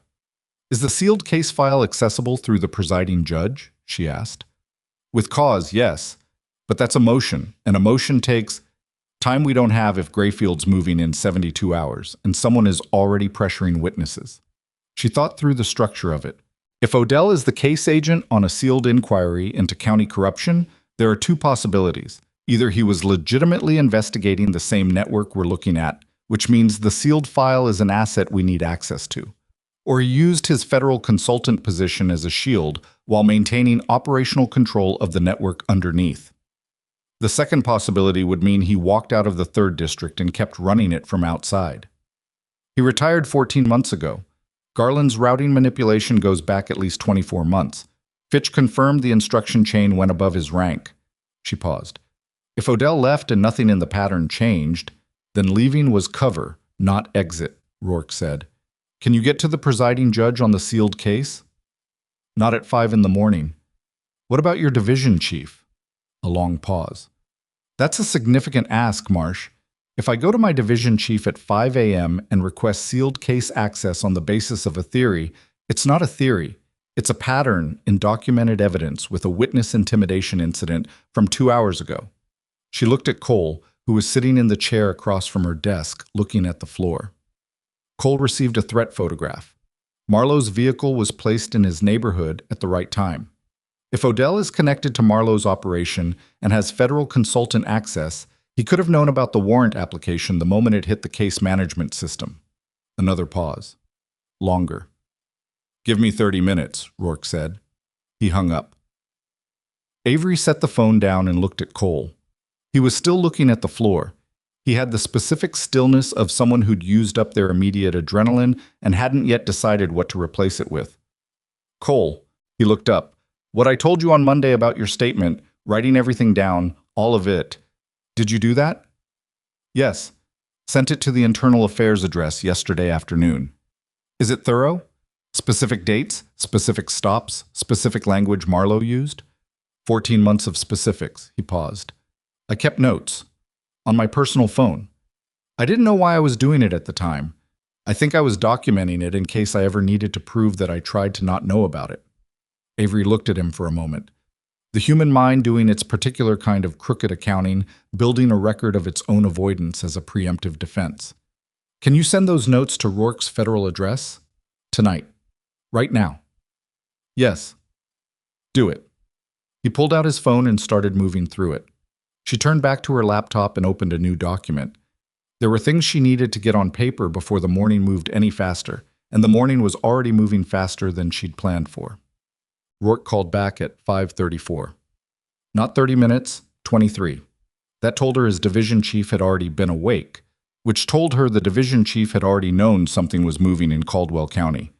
"The sealed case file," Rourke said without preamble. "My division chief has read access on administrative override for officer safety grounds, given the witness intimidation incident." He pulled the index. "And?" "The sealed case was opened 18 months ago as a preliminary inquiry into procurement fraud in Caldwell County's municipal contracting system. Not law enforcement specifically, municipal procurement broadly. Grayfield Specialty Products appears as a named entity of interest in the index." A pause. Odell was brought in as a liaison specifically because of his history at the 3rd District. The rationale in the case file was that his institutional knowledge would help federal investigators understand the departmental structure. Who authorized bringing him in? A federal administrator named Howell in the regional office. Howell has since retired. Avery stared at her laptop screen. So Odell had access to the preliminary inquiry into Grayfield, the same company supplying his people inside the 3rd District, in an official federal capacity. Yes. And the inquiry went nowhere. It was sealed and suspended 11 months ago. The official reason cited in the index is insufficient evidentiary basis to proceed. She felt the architecture of it click into place. Not like something elegant, more like something ugly that had been there all along, just oriented away from the light. He killed the inquiry from inside. That's the conclusion my division chief is drawing, yes, with the caveat that we still need the full file to confirm. How fast can you get the full file unsealed? Division chief is calling the presiding judge at 7 when the courthouse opens. It won't be instantaneous, but it'll be same day. That's not fast enough if Grayfield is moving in 72 hours. I know, but the warrant application for Grayfield is already written, and it doesn't depend on the sealed file. It depends on your affidavit, which I have. He paused. The sealed file is about Odell. The warrant is about Grayfield. They're parallel tracks. They intersect. They do, but I can run both simultaneously. What I need you to do... He stopped. This is the part that's going to be complicated. She waited. Odell is a federal consultant, which means any action related to him specifically has to route through the federal administrative process, not through your department's internal investigation. If you try to bring him in through your IA channel, he has grounds to block it on jurisdictional basis. So I can't touch him directly. Not directly. But here's what you can do. His voice shifted. Not warmer, but more precise, the way a person speaks when they've worked something out and need to communicate it efficiently. Marlow is a departmental matter. The witness intimidation incident involving Cole is a state criminal matter, threatening a law enforcement witness. Those charges go through the county DA's office, not federal court. Marlow gets picked up on state charges for the intimidation, she said, which breaks the communication chain between him and Odell. And when Marlow is in county custody facing state criminal charges On top of everything your IA investigation has already built, he's going to look at what Odell is facing federally and make a calculation. He flips. People in Marlow's position usually do the math, Rourke said, especially when the person above them has been using federal access to protect themselves while leaving the operational risk entirely on the people below. Avery looked at the window. The sky outside was starting to shift, not light yet, but less dark. That particular pre-dawn gray that's more about the absence of night than the presence of morning. "I'll call the county DA," she said. "At 5:30 in the morning? DA's office has an on-call line for law enforcement witness threats. I'll use it." She made the call. The on-call line connected her to an assistant DA named Parveen Okoro, who was professional and precise and took the witness intimidation details without asking unnecessary questions. Okoro said she'd have a pickup order processed through the county magistrate by 7 a.m. She also asked, with the careful neutrality of someone who'd been doing criminal law long enough to hear the layers under a straightforward call, whether this was connected to anything larger. "Yes," Avery said. "I'll brief the DA fully when there's more I can share. What I can tell you now is that the officer being charged is currently on departmental administrative leave, and there are parallel federal proceedings underway." "Understood," Okoro said. 7 a.m. on the pickup order. Cole had been listening to her half of the conversation from the chair across the desk. When she put the phone down, he said, "What happens to me while this is happening?" "Tonight, you're in this building. I'll have Prewitt arrange a room in the overnight staff area." She paused. "Tomorrow, once Marlow is in county custody, the immediate threat picture changes." "You think he'll flip?" "I think he's going to sit in a county jail cell and think about the fact that whatever arrangement he had with Odell was designed to protect Odell, not him. Marlow took all the operational risk. He was the one on the road, in the rain, making the stops. Odell was in a consultant's office with federal access." She looked at him. "When people understand they've been the expendable part of an arrangement, they usually want to say so." Cole was quiet for a moment. "He's going to say it was my fault for filing the report. He's going to say a lot of things. Some of them might be about you." She kept her voice level. "That's part of what happens when you file a report against a senior officer. I'm not going to pretend otherwise." "I know." He looked at the phone in his hands. "I knew that when I filed it." "Yes," she said. "You did." At 7:15, Marlow was picked up at his residence by 2 county sheriff's deputies who were not affiliated with the 3rd District, which had been Okoro's call and a good one. He was processed on state criminal charges, witness intimidation, criminal threatening of a law enforcement witness, at the county courthouse facility while the 3rd District's Tuesday morning shift was arriving for briefing. Avery got the confirmation text from Okoro at 7:34. She read it, noted the time, and walked out to the briefing room where 43 officers were seated and waiting. She stood at the front and told them plainly, Marlow had been arrested on state criminal charges. The internal investigation was proceeding in conjunction with federal authorities. Officers with relevant information were encouraged to come forward through the department's formal channels or through the federal liaison address she'd had Prewitt post on the bulletin board the previous afternoon. She answered 2 questions, one about shift coverage during the investigation, one about whether the department was going to be publicly named in the federal case, and then she dismissed the briefing. The room didn't buzz the way rooms buzz after dramatic announcements. It went quieter than she expected. She took that as meaningful, not shock exactly, but the specific quiet of people who'd suspected something for a long time and had just been told officially that their suspicion had been correct. On her way back to the office, she passed the plaque in the lobby. Harlan Odell's commendation, mounted at eye level, brass plate engraved with his name and years of service, and a phrase about dedicated leadership. She looked at it for 2 seconds. Then she kept walking. By 10 in the morning, things had begun to move in the way that large institutional actions eventually move. Not cleanly, not without friction, but with the irreversible momentum of processes that have been correctly initiated and can no longer be administratively blocked. The federal warrant for Grayfield Specialty Products was signed at 9:47 by a federal magistrate. Rourke texted her the confirmation with no additional commentary, which was its own kind of statement. The Grayfield warrant covered their production records, distribution logs, client account files, and communications for the 36-month period corresponding to the identified distribution pattern. Federal agents were scheduled to execute the warrant at 2 p.m., before Grayfield's accelerated delivery cycle could move the distribution records out of their primary facility. At 10:30, Prewitt came into the office and sat down across from Avery without being asked, which was becoming a pattern between them that Avery didn't mind. Fitch came in voluntarily this morning, Prewitt said, before his scheduled follow-up interview. He asked to speak with someone from the federal liaison. On what basis? He said he has information about Odell that he wasn't prepared to share yesterday. Prewitt paused. He looked like he hadn't slept.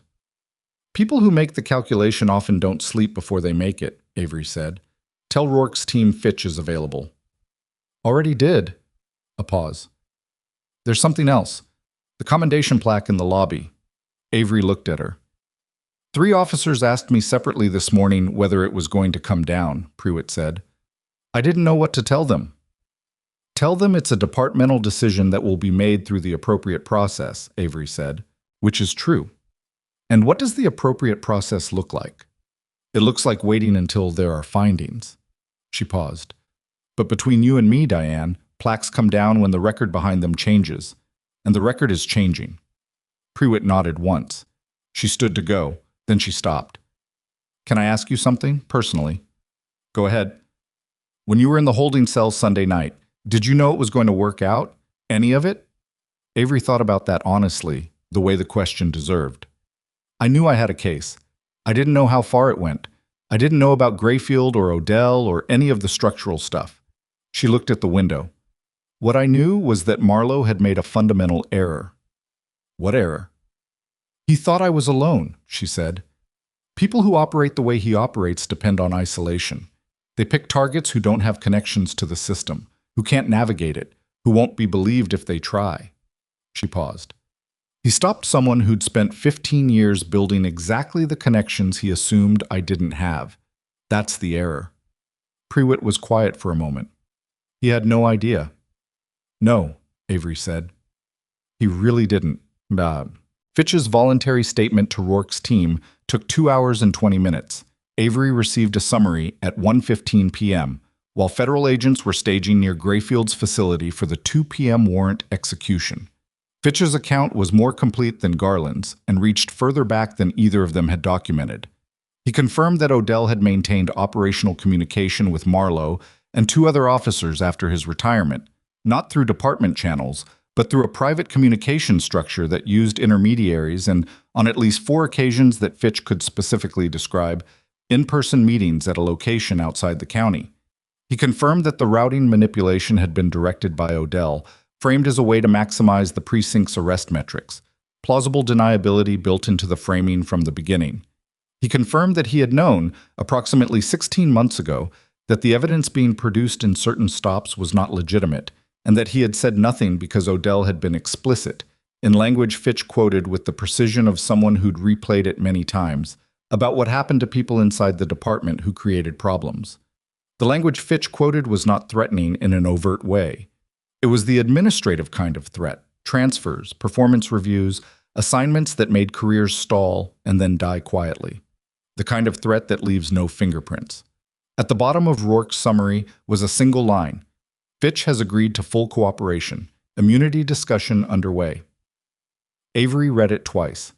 Then she looked out the window at the parking lot, at the rows of cruisers sitting in the Tuesday afternoon sun, and thought about 16 months. Fitch had known for 16 months and said nothing, and she couldn't fully condemn him for it because she'd spent enough time inside compromised institutions to understand how the administrative threat worked on people who had mortgages and families and careers they'd spent decades building.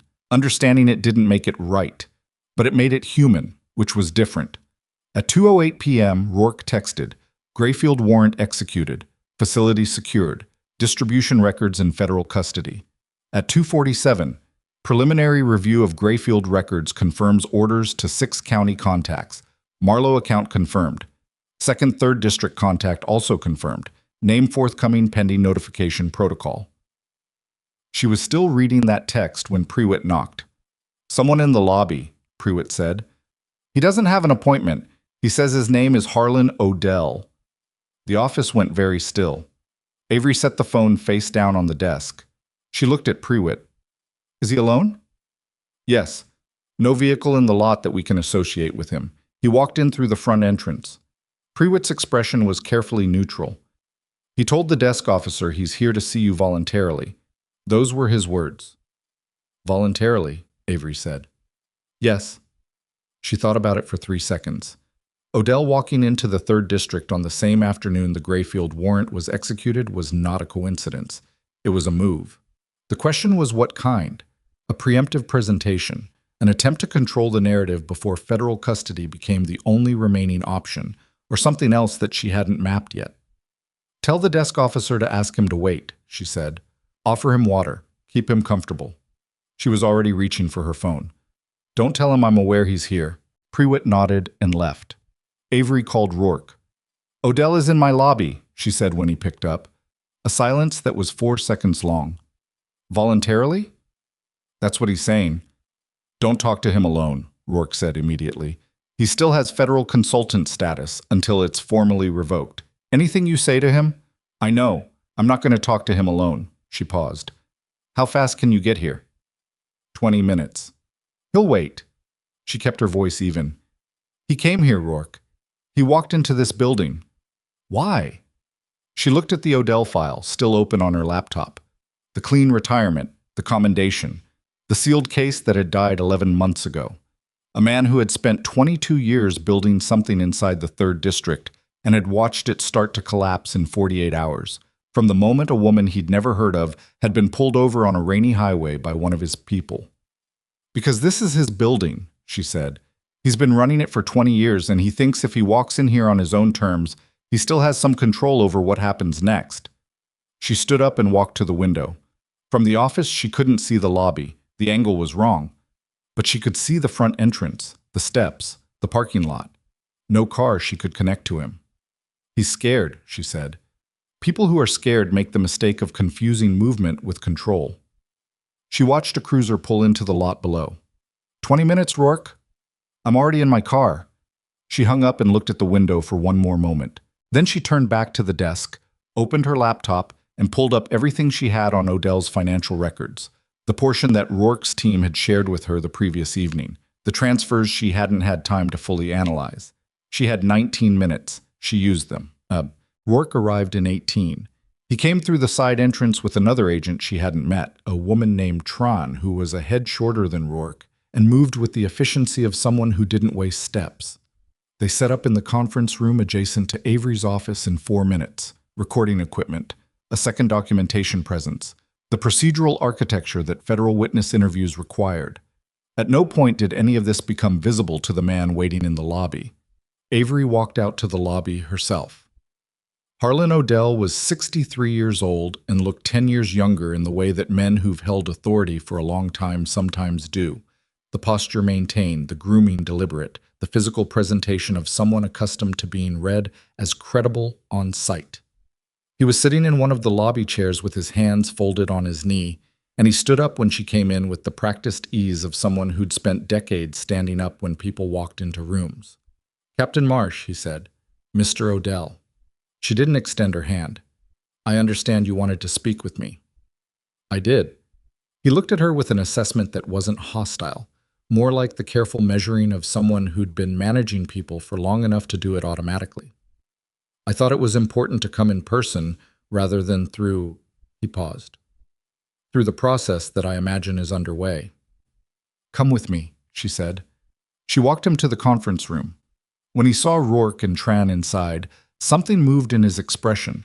Not surprise exactly, but the specific recalibration of someone whose expected scenario has shifted by a degree they hadn't quite planned for. He looked at Rourke. He looked at Avery. He sat down. You brought federal, he said. Agent Rourke is here because the investigation your former officers are central to has federal scope, she said, as you're likely aware given your consultant access to the county case management system. Odell was quiet. Mr. Odell, Rourke said, before you say anything, I want to make sure you're aware that you are not under arrest. You came here voluntarily. You can leave at any time. You are also welcome to have an attorney present. I know my rights, Odell said. Then you know that anything you tell us in this room becomes part of the evidentiary record.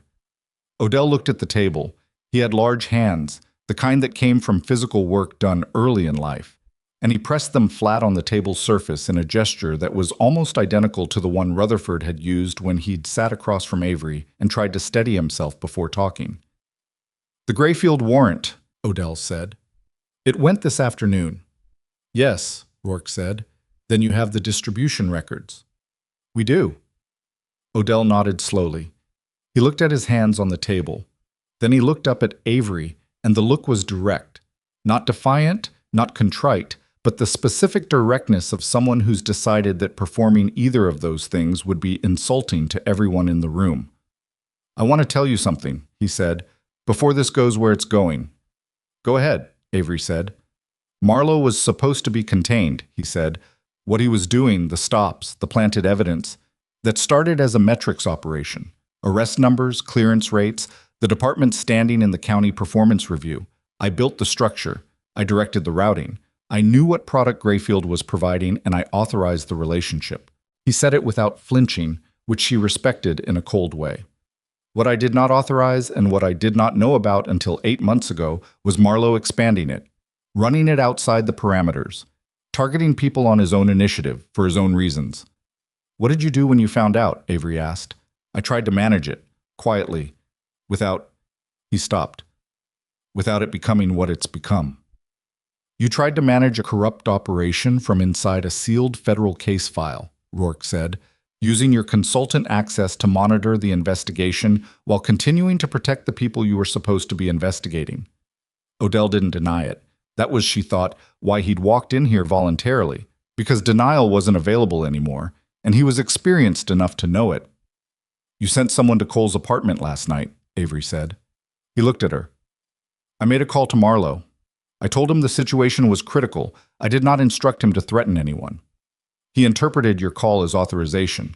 That's—" He stopped again, pressed his hands harder against the table.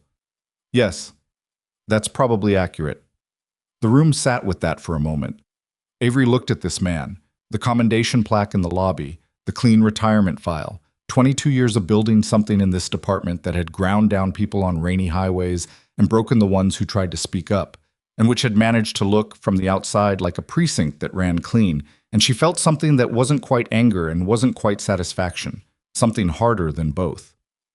"You knew a woman named Anaya had been documenting Marlow's stops for 2 years, she said. You knew because the county oversight tip she filed 18 months ago triggered a review that crossed into your sealed case index." He said nothing. "You let the tip die in 6 days, she said. You had the access to make sure it went nowhere." "Yes." "And you let it continue for another 18 months. His jaw tightened. "I was trying to build a case from inside." "You were trying to protect the structure long enough to control how it ended." She kept her voice level. "There's a difference between those two things." Odell looked at her for a long moment. There was something in his face that might have been the beginning of understanding how this looked from outside the position he'd occupied for so long. From the position of the woman he'd never heard of, pulled out of her car in the rain, handed to the system he'd built, and trusted to process her quietly. "I know," he said quietly. "I know the difference." The conference room was silent. Then Rourke opened his folder and placed a document on the table in front of Odell, and the document was a federal cooperation agreement, and the machinery moved forward into the part where voluntary became something that had a legal definition. By 6 in the evening, the 3rd District's lobby was quiet. Most of the day shift had finished and gone. The overnight desk was staffing up. The commendation plaque on the wall near the administrative wing still hung where it had always hung. No one had touched it yet, because the process hadn't concluded and the process had rules, and Avery believed in the rules even when they were slow. She stood in the lobby for a moment, looking at the plaque. Then she looked at the desk officer, a young woman she hadn't met yet, 3rd week on the job, watching her with wide, careful eyes. "Evening," Avery said. "Evening, Captain." She walked past the desk and down the corridor toward the holding cell at the end of the hall. She didn't go in. She stood at the door, looked through the small window at the metal bench and the drain in the floor and the ceiling with its slow flicker, and she stood there for exactly as long as she needed to stand there. Then she walked back down the corridor, back through the building, out the side door, and into the parking lot. Her phone buzzed. "Rourke." She answered. "Odell's attorney arrived," Rourke said. "Full cooperation agreement is being reviewed. Expect it to be signed by morning. A pause. Marlow's attorney made contact with the county DA's office 2 hours ago. They want to discuss a proffer arrangement. He's flipping. He hasn't said that word yet. But yes. Another pause. There's something else. When we pulled Grayfield's full client records this afternoon, there were 6 county law enforcement contacts in the distribution logs, as we expected. He paused. There was also a 7th. She stopped walking. Not law enforcement? County Commissioner's Office, a procurement coordinator named Feld. He's been placing orders with Grayfield for 31 months, and the product isn't going to a patrol officer in the field. Rourke's voice was precise, carrying something below the surface. It's going to the county evidence processing facility. She stood in the parking lot in the early evening light and understood what that meant. The county evidence processing facility handled every piece of physical evidence submitted by every law enforcement agency in Caldwell County. It was the last step in the chain of custody before evidence was presented in court. If someone inside evidence processing had been receiving Grayfield's compound for 31 months, then the contamination wasn't just in the 3rd District's patrol operation. It was potentially in every case that had gone through county evidence processing in nearly 3 years. Every case. She stood in the parking lot for another 30 seconds after Rourke finished speaking, letting the full dimension of it expand in her mind without flinching from it. Every case. Not a dirty cop on a highway, not a retired captain running a protection scheme from a consultant's office. Something that had grown over 31 months into a contamination that touched the county's entire evidentiary infrastructure. Convictions built on evidence processed through a facility receiving Grayfield's compound. Plea deals accepted by people who couldn't afford to fight charges that had been manufactured or augmented somewhere in the chain. Cases that looked clean on paper because every step had been documented, and every document had been falsified by people who understood exactly where the gaps were. How many cases are we talking about? She asked.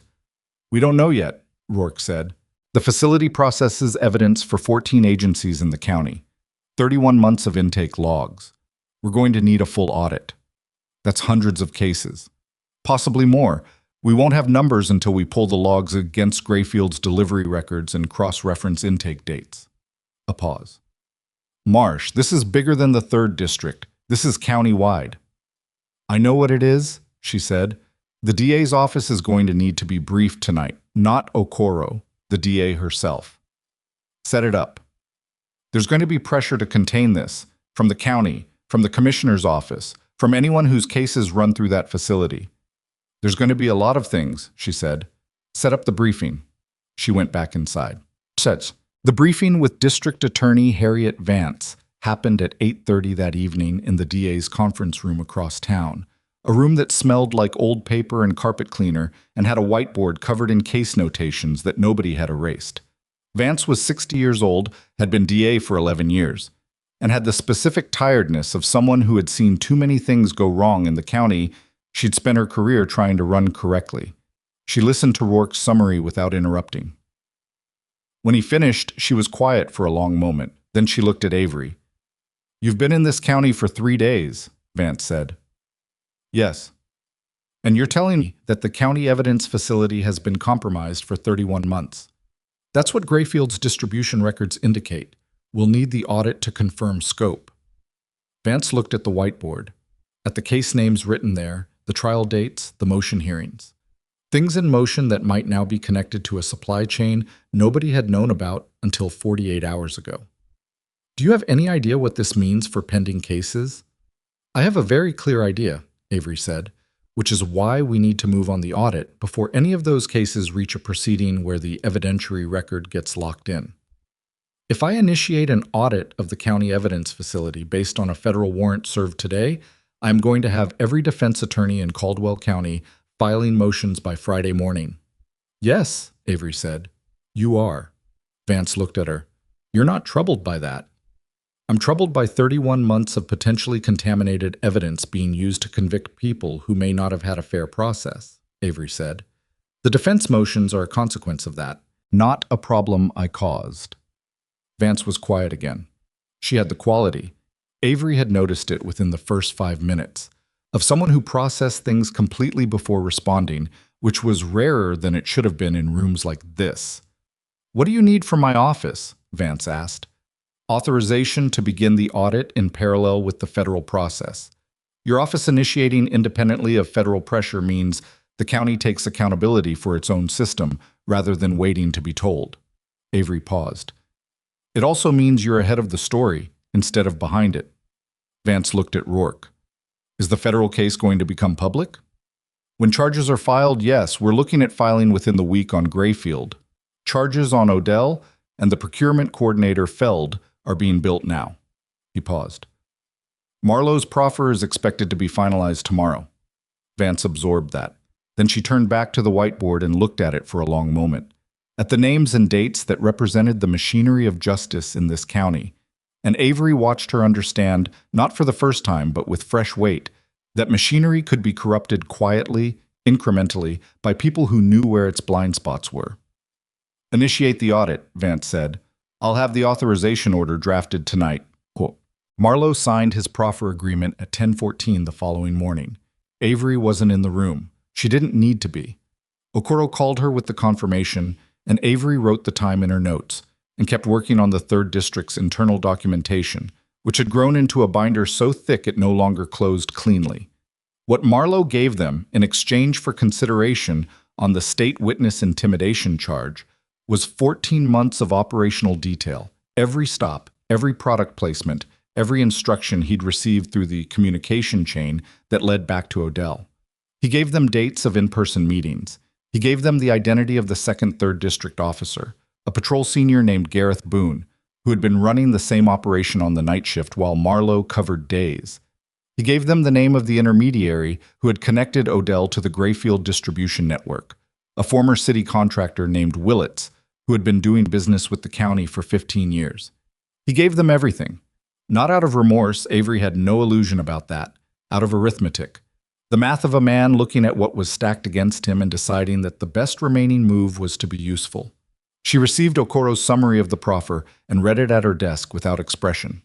Then she looked out the window at the parking lot for a moment, at the cruisers and the morning sky, and she allowed herself to feel one thing that she'd been keeping at a careful distance for the past 3 days. The specific satisfaction of watching a system that had been built to consume people without leaving fingerprints finally consume itself instead. It wasn't a clean feeling. Nothing about this was clean. But it was real, and she'd learned long ago that real was worth more than clean. Odell's cooperation agreement was signed that afternoon. His federal consultant status was revoked within the hour. The sealed case file was formally unsealed the following morning, and its contents, 11 months of a preliminary inquiry that had been strategically steered toward dead ends by the same man appointed to conduct it, became part of the federal evidentiary record.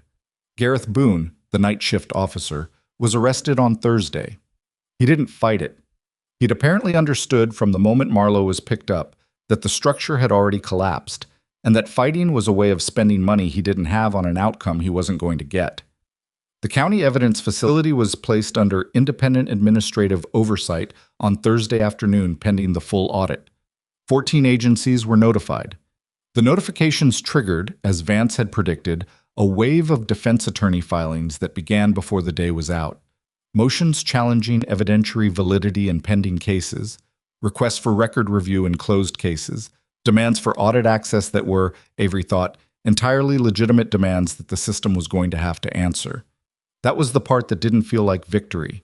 That was the part that felt like the actual weight of what had been done. Not by her, not in the past week, but over 31 months by people who had decided that the system's appearance of function was close enough to its actual function to be acceptable. She talked to Delacroix about it on Thursday evening.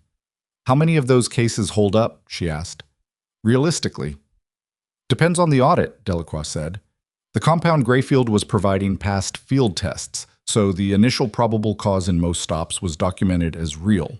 The contamination is more about supplemental evidence in cases that went to trial. We're going to find cases where the planted compound was the primary evidence. Those are the ones that collapse. And the people convicted on those cases are going to have grounds for appeal. Yes. Avery was quiet.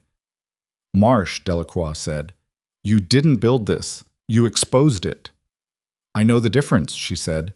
"It still has weight." "Yes," Delacroix said. "It does. That's not a reason to look away from it." The public charges were filed the following Tuesday, 8 days after a patrol officer had pulled her over on a rainy stretch of County Road 9 and decided she looked like someone he could break. Brent Marlow, evidence tampering, fabrication of evidence, abuse of authority, criminal threatening of a law enforcement witness.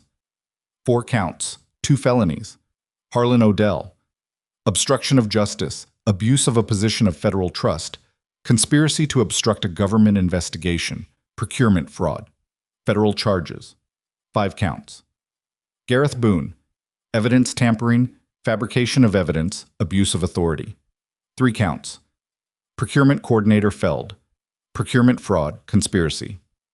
2 counts. Grayfield Specialty Products, federal indictment on 6 counts including distribution of materials for the purpose of facilitating false arrests, fraud, and conspiracy. The filings were public record.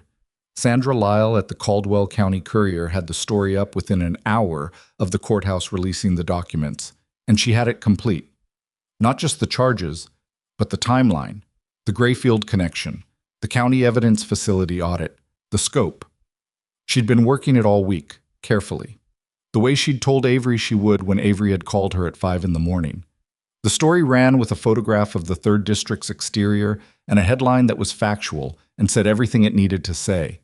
Avery read it at her desk, on her lunch break, eating a sandwich she'd actually remembered to buy.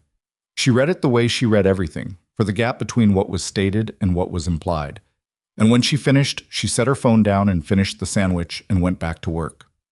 3 weeks after the charges were filed, Avery sat in a county administrative hearing room and gave formal testimony about the events of Sunday night, the stop, the booking, the holding cell, the bruise on her wrist that had long since faded to yellow and then to nothing.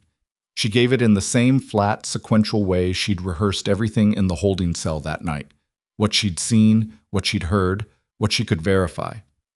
The hearing officer was a woman named Castellano who had been brought in from the State Oversight Board and who listened to Avery's testimony with the specific attention of someone who understood that they were hearing something that would be referenced in other rooms for a long time.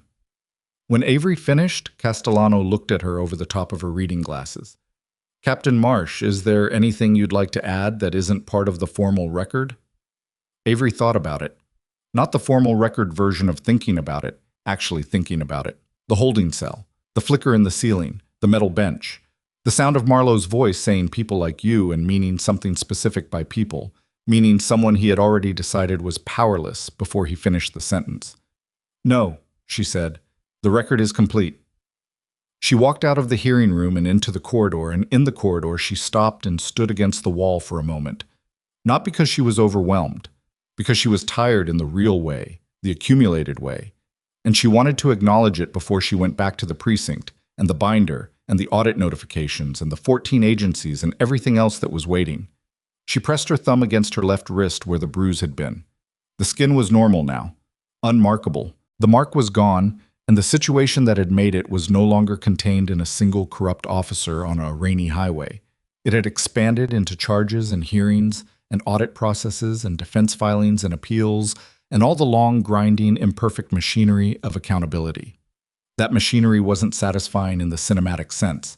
It didn't resolve cleanly. It would take years, and it would produce outcomes that were partially right and partially insufficient, and there would be people whose cases it couldn't fully correct, and people who would argue that accountability had gone too far, and people who would argue it hadn't gone far enough. She knew all of that. She'd always known that was the real shape of it. She pushed off the wall and walked toward the exit.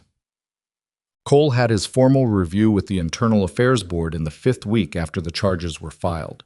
He went in with his 14 months of personal notes, his formal statement, his testimony about Sunday night and every night before it that he'd looked away, and he answered every question they asked him directly, including the ones that didn't reflect well on him. The board found that his conduct in failing to report Marlow's misconduct earlier had been a violation of departmental duty, which it had been. He received a formal written reprimand that went into his personnel file, a mandatory ethics and duty to report training cycle, and a 6-month performance monitoring period. He kept his badge. He came to Avery's office after the board's decision was delivered.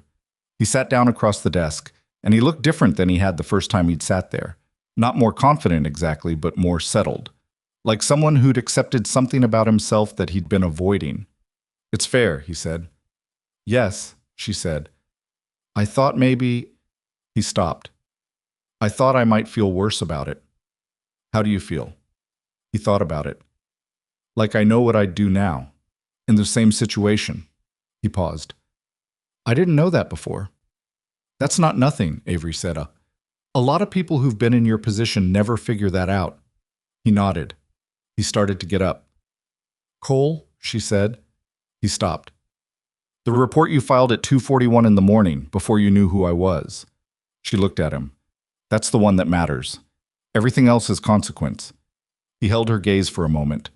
Then he nodded once, stood up, and left. Anaya was promoted to senior patrol officer at the end of the second month, on the strength of a departmental review that looked at the full scope of her 2 years of documentation and concluded what Avery had concluded from the moment she'd seen the photographs on the phone.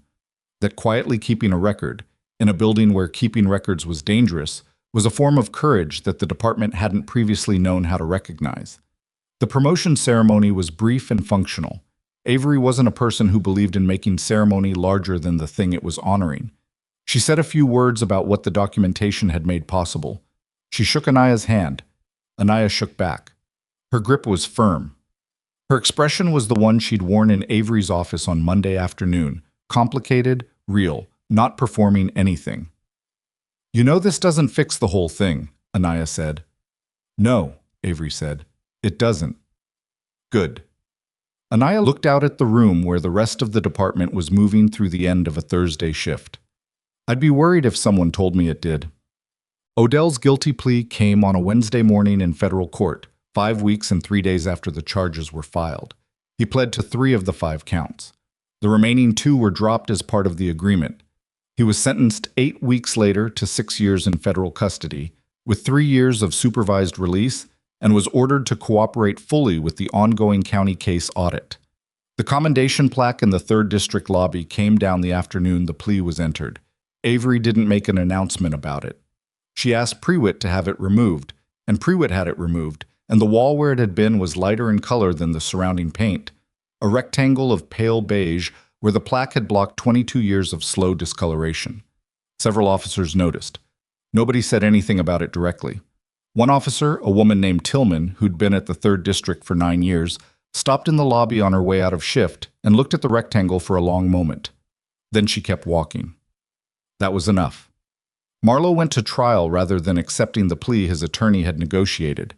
It was his right, and Avery had no opinion about the decision except that it was consistent with the pattern of someone who'd spent 15 years believing that the system moved the way he directed it, and hadn't fully recalibrated even after everything that had happened. The trial lasted 4 days. The jury deliberated for less than 1.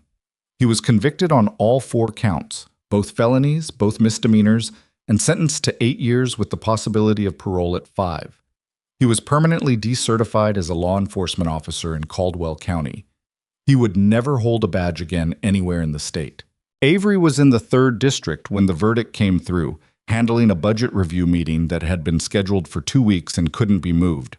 Okoro texted her the outcome during a discussion about vehicle maintenance costs.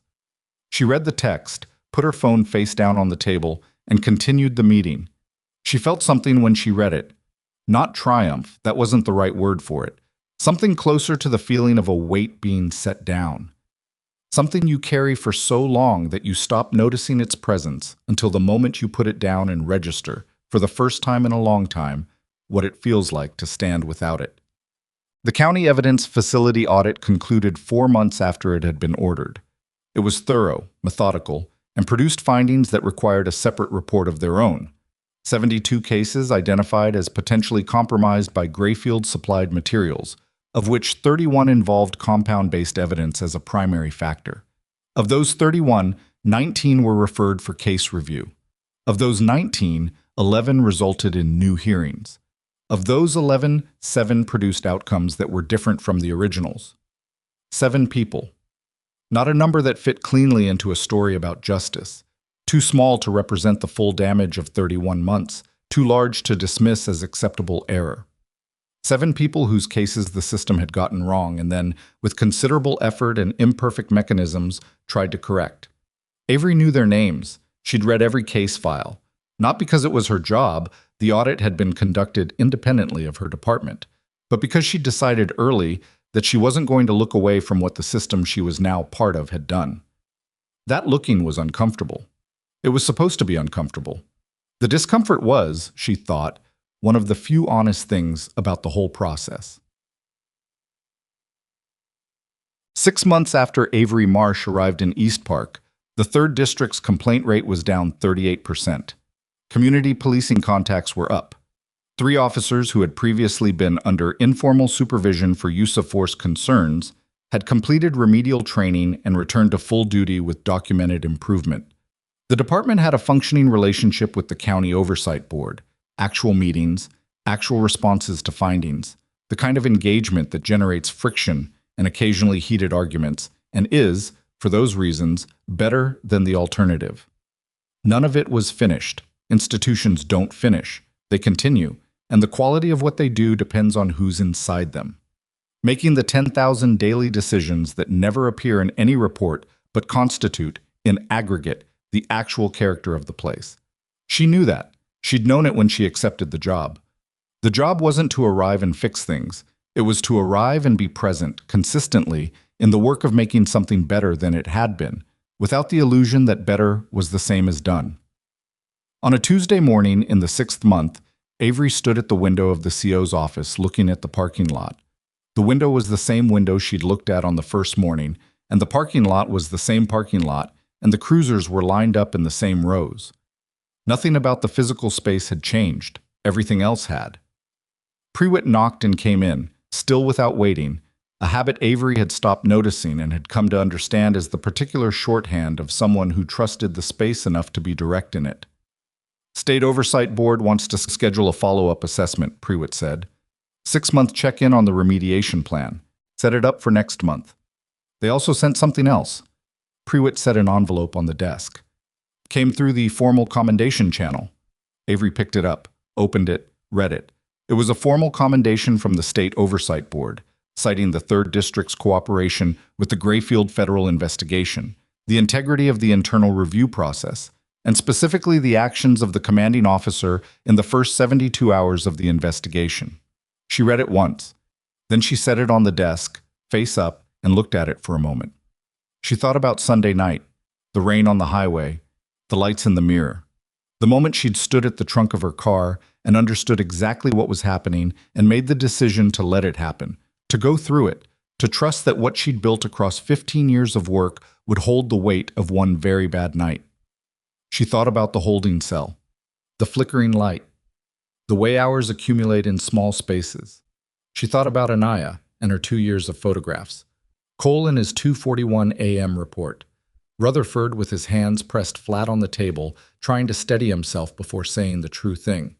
Fitch coming in voluntarily before anyone came for him. Even Vance standing at her whiteboard, choosing to initiate the audit rather than wait to be handed it. None of them were heroes in the uncomplicated sense.